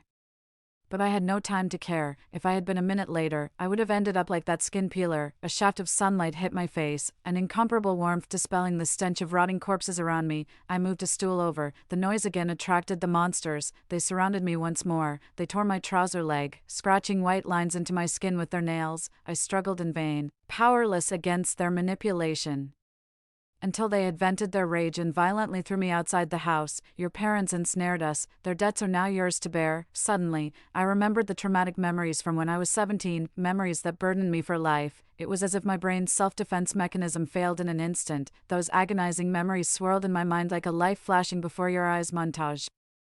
Replaying the most severe torment over and over, I lost control of my emotions. Consumed by uncontrollable anger, I got off the stove and kicked open the door, along with the monsters clinging to it. They writhed towards me, their bodies a jumbled mess of dark red, black, and terrifying green. I switched on the stun button and charged at them. The monsters touched by the stun button trembled on the spot for a few seconds and then collapsed with a thud. I took down several monsters with the baton, but it didn't completely incapacitate them. I had the platform connecting the rooftops, leading directly to the village center, so I climbed back on the kitchen stove, and this time, I was lucky enough to make it onto the rooftop successfully. Looking down, I saw the monsters breaking their own bones, reconnecting them, climbing over each other to form a human pyramid. At the top was a woman, her body twisted like a stick insect, crawling at the peak of the pyramid, grinning at me. Suddenly, she lunged forward like a mantis poised to strike. Her speed was fast, unlike the other monsters, and she seemed to possess some awareness. I frantically jumped from rooftop to rooftop, trying to shake her off, but she followed closely, almost stepping on my shadow. "What do you think you're doing, huh, little guy?" she shouted loudly. I couldn't understand her words. I just kept running forward until I saw the path to the next platform blocked by a staircase railing. I screeched to a halt. Collapsing on the ground, the woman flew over me and crashed into the staircase railing. I descended from the wooden ladder beside the platform. The other monsters hadn't caught up yet. My mind went blank, and I dashed into the building marked as the village committee, running up to the second floor in one go. Only one room on the second floor had its door slightly open, with a broken lock lying on the floor. I ran inside and shut the door. In front of me was a small table covered with a red cloth, with a radio set on top. An old-fashioned magazine, See City Daily compilation, lay on the tablecloth, with a desk lamp holding down a flipped-open section, serving as a bookmark. I picked up the magazine, and two plastic-sealed old photos fell to my feet. I picked up the photos from the floor. One was from a KTV, a group photo with many people. Among the dozen or so people, I immediately recognized my father, his hair closely cropped, with a fresh scar on his forehead. Next to him was a man with a middle-parted hairstyle, looking quite tall, sitting with his legs crossed, his face turned towards my dad. The man, looking a lot like Jack but not him, was clearly of a different age. The second photo showed 5 people, the same man, embracing a very beautiful woman, holding a baby still in swaddling clothes. My parents stood next to them. They were backed by a cliff, with a beautiful harbor in the distance. Written on the back of this photo was, July 24, 1999. Jack at 6 months old, with my wife Amelia and brother Robert, sister-in-law Grace at Exbay near Linhai Village. I knew my parents had always used assumed names. Jack's real name must indeed be Jack. There was also a newspaper clipping that I glanced at briefly before setting it aside. It detailed a major drug bust along the southeastern border by narcotics officers, resulting in the sacrifice of a martyr. The local government erected an unmarked monument in his honor, commemorating his bravery. Just as I suspected, Jack orchestrated this alarming trap to lead me step by step to this point, forcing me to relive the ordeal his father experienced years ago, abandoned by his organization, betrayed by his brothers, never to see his family again. He wanted me to pay for these sufferings. For this purpose, he didn't hesitate to use Amara, drawing her into his scheme. Perhaps Amara is in his hands. Or maybe Amara is one of his own. After all, wounds may heal over time. But guilt and blame cling to one like a festering sore, making life unbearable. I picked up the magazine again, hoping to see if there was anything else. Suddenly, I felt a sharp pain in my calf. A bright red bite mark was clearly visible. I saw a child, about 7 or 8 years old, crawl out from beneath a red cloth. He was biting his finger, intently watching the fresh blood flow from my wound, dragging my injured leg. I ran out of the transmission room and into the woods. I forcefully made my way through the dense underbrush, creating a narrow path. The branches tore at my skin, but I did not stop. I don't know how long I walked, but I eventually made it back to the main road. I collapsed on the roadside. When I woke up again, I was grateful to still be coherent. A passing truck driver had rescued me. He offered to take me to the hospital, but I declined, knowing my time before transforming was limited and recalling previous experiences. I knew it wouldn't be more than 2 days, so I took a flight back to City X, returning to my hometown, hoping to meet the end of my life there. The door to my old house had been pried open, the iron fillings in the cracks were still there, but the iron bar in the middle of the door had been removed, leaving a large hole just big enough to crawl through. I crawled in and, as usual, lit incense for my grandfather's ancestral tablet. Sitting in the dark, I called the funeral supply store next to the Great Mercy Temple, the same place I had contacted during my grandfather's funeral arrangements. I urgently ordered a coffin, specifically instructing the store to use iron plates for the coffin walls and to seal the lid with solder, leaving 5 locks that could only be opened from the inside. I then bought 5 copper locks from the neighboring hardware store. The monster in the house had already escaped, while waiting for the coffin to be delivered. I cleared out the house, except for my grandfather's altar. I removed all the other furniture. I found some of my grandfather's belongings. He had been a soldier and had received various medals, most of which had been taken by relatives. Only a pile of treasured items he had collected remained in the drawer. There was also a cloth bag containing game tokens left over from when I used to go to the arcade as a child. Grandfather had thought them curious items and had kept them for me. I never understood why, after someone dies, their belongings can't remain in the house. All those mementos of my grandfather were cremated with his body, leaving few traces of his existence in the world. I pulled out an album that contained photos of me from ages 3 to 23, taken by my grandfather each year at the same spot in front of the octagonal pavilion, but when I opened the album, the photos had changed. In those pictures taken at the octagonal pavilion, my parents appeared standing behind me, accompanying me from age 3 to 23, as if they had never left me. From the innocent smiles of my childhood to the visibly stiff posture and expressions of my adulthood, my life suddenly had the witness of my parents. As if everything had returned to the path we had diverged from before we said goodbye. Back then, my parents had not yet moved to the southeastern border. My grandfather was still in good health with his memory intact, and I was just a girl who found comfort in her parents' arms, crying and acting petulantly. I suddenly realized that I had been loved before. I wasn't inherently indifferent. I once approached life with enthusiasm, taking responsibility for myself and others. But after repeatedly making choices and facing despair, I retreated into a comfort zone that seemed the most suitable for survival. It was a fatal move, far more painful than the virus looming inside me. A person on the brink of death, finding the meaning of life just as she was about to step out into it, was almost dead, 28, at least before I die. I wanted to save as many people as possible who also wished to survive. I sent a message in the community group chat, but no one responded. Then I ran through the entire neighborhood, going door to door, telling them that the end of humanity was imminent, but there was still hope. Most of them didn't believe me. Some had even anticipated the apocalypse and had stockpiled a large amount of food. Among these people were some familiar faces. They started chatting with me about my recent life. One aunt, whose children were quite hostile towards me, wanted to chase me away with a stick. I understood, but as I was leaving, she called out to me. She said, "Don't blame them, they don't understand. I'm old and can't quite grasp what apocalypse means. Can you explain it to me again? What do you mean by that?" "The apocalypse means there are fewer and fewer days left to live, and almost everyone is about to die," I explained. Instead of being upset, she laughed. "My Amanda, it's an apocalypse every day. Everyone's life diminishes day by day, young girl. When exactly is this apocalypse? I'll tell my son to mark it on the calendar.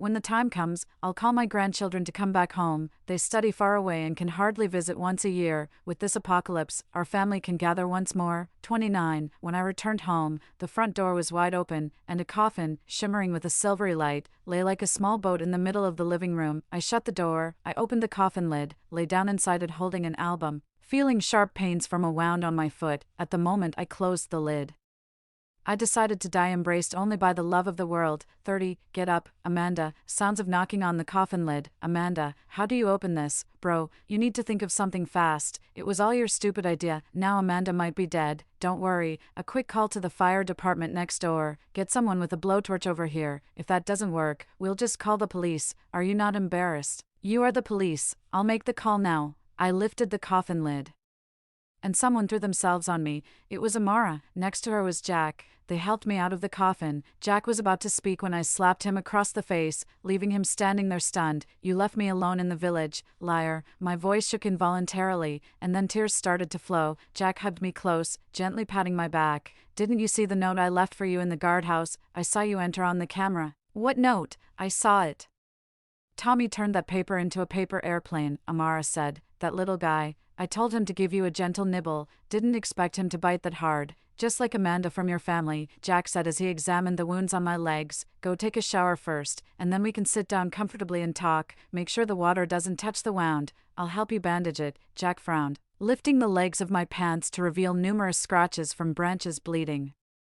"Maybe you shouldn't shower." "I want to shower." I quickly hid in the bathroom, grabbing my phone to figure out how to recall a group message sent over 2 minutes ago. When I emerged, I found the furniture I had left in the hallway returned to its original place. Everything was as usual. "Tell me, the fishing boat incident I stumbled upon online, did you mean for me to see that? Was it fake?" "No, that was real. But everything about Amara living by the sea was planned by me." The video call with Amara, those were special effects. I buried my head in my arms. David and Amelia are indeed my parents, and my dad was an undercover narcotics officer, deeper undercover than your dad. After he was killed, he left my sister and me to be adopted by your parents. We were raised by your parents. Before your mother died, she moved us, and that's how my sister and I survived. I'm sorry for burdening you with all this. I couldn't stop sobbing. The final step in my plan wasn't to save Amara, it was to save you. This plan was actually your father's operation to eradicate organized crime in Xiaoyao village. He completed his mission successfully, including the final saving the deer step. His sacrifice helped the police eliminate the drug cartels in Shiguang village. The villagers, long controlled by dark forces, were rescued and relocated to the town. Those zombies you saw were them, acting out their parts, aided by some movie props. Of course, Jack showed me the chat records with the villagers, everyone sharing their makeup photos. I saw the man who looked peeled. He was an uncle in special effects makeup, and the lady who looked like a stick insect was actually a robot. The electric button Jack gave me wasn't charged. They were all acting in the saving the deer plan. Some of them even got hurt by me. "I think you should consider filmmaking," I cried, my breath unstable, my words slurred. "Then you'd be my leading lady. You're so natural at it. All the good things you haven't experienced in life, I'll make up for them." And me. At the entrance, Amara came running with 2 bags of packed meals. I looked at the feast on the table and the 2 people sitting beside me, raising my glass. "In this apocalypse that belongs to me, let's all toast together, to humanity's first apocalypse, Amanda's last," Jack said. "Cheers." "So, humanity is still destined for extinction?" asked Amara. "Yes, but not today."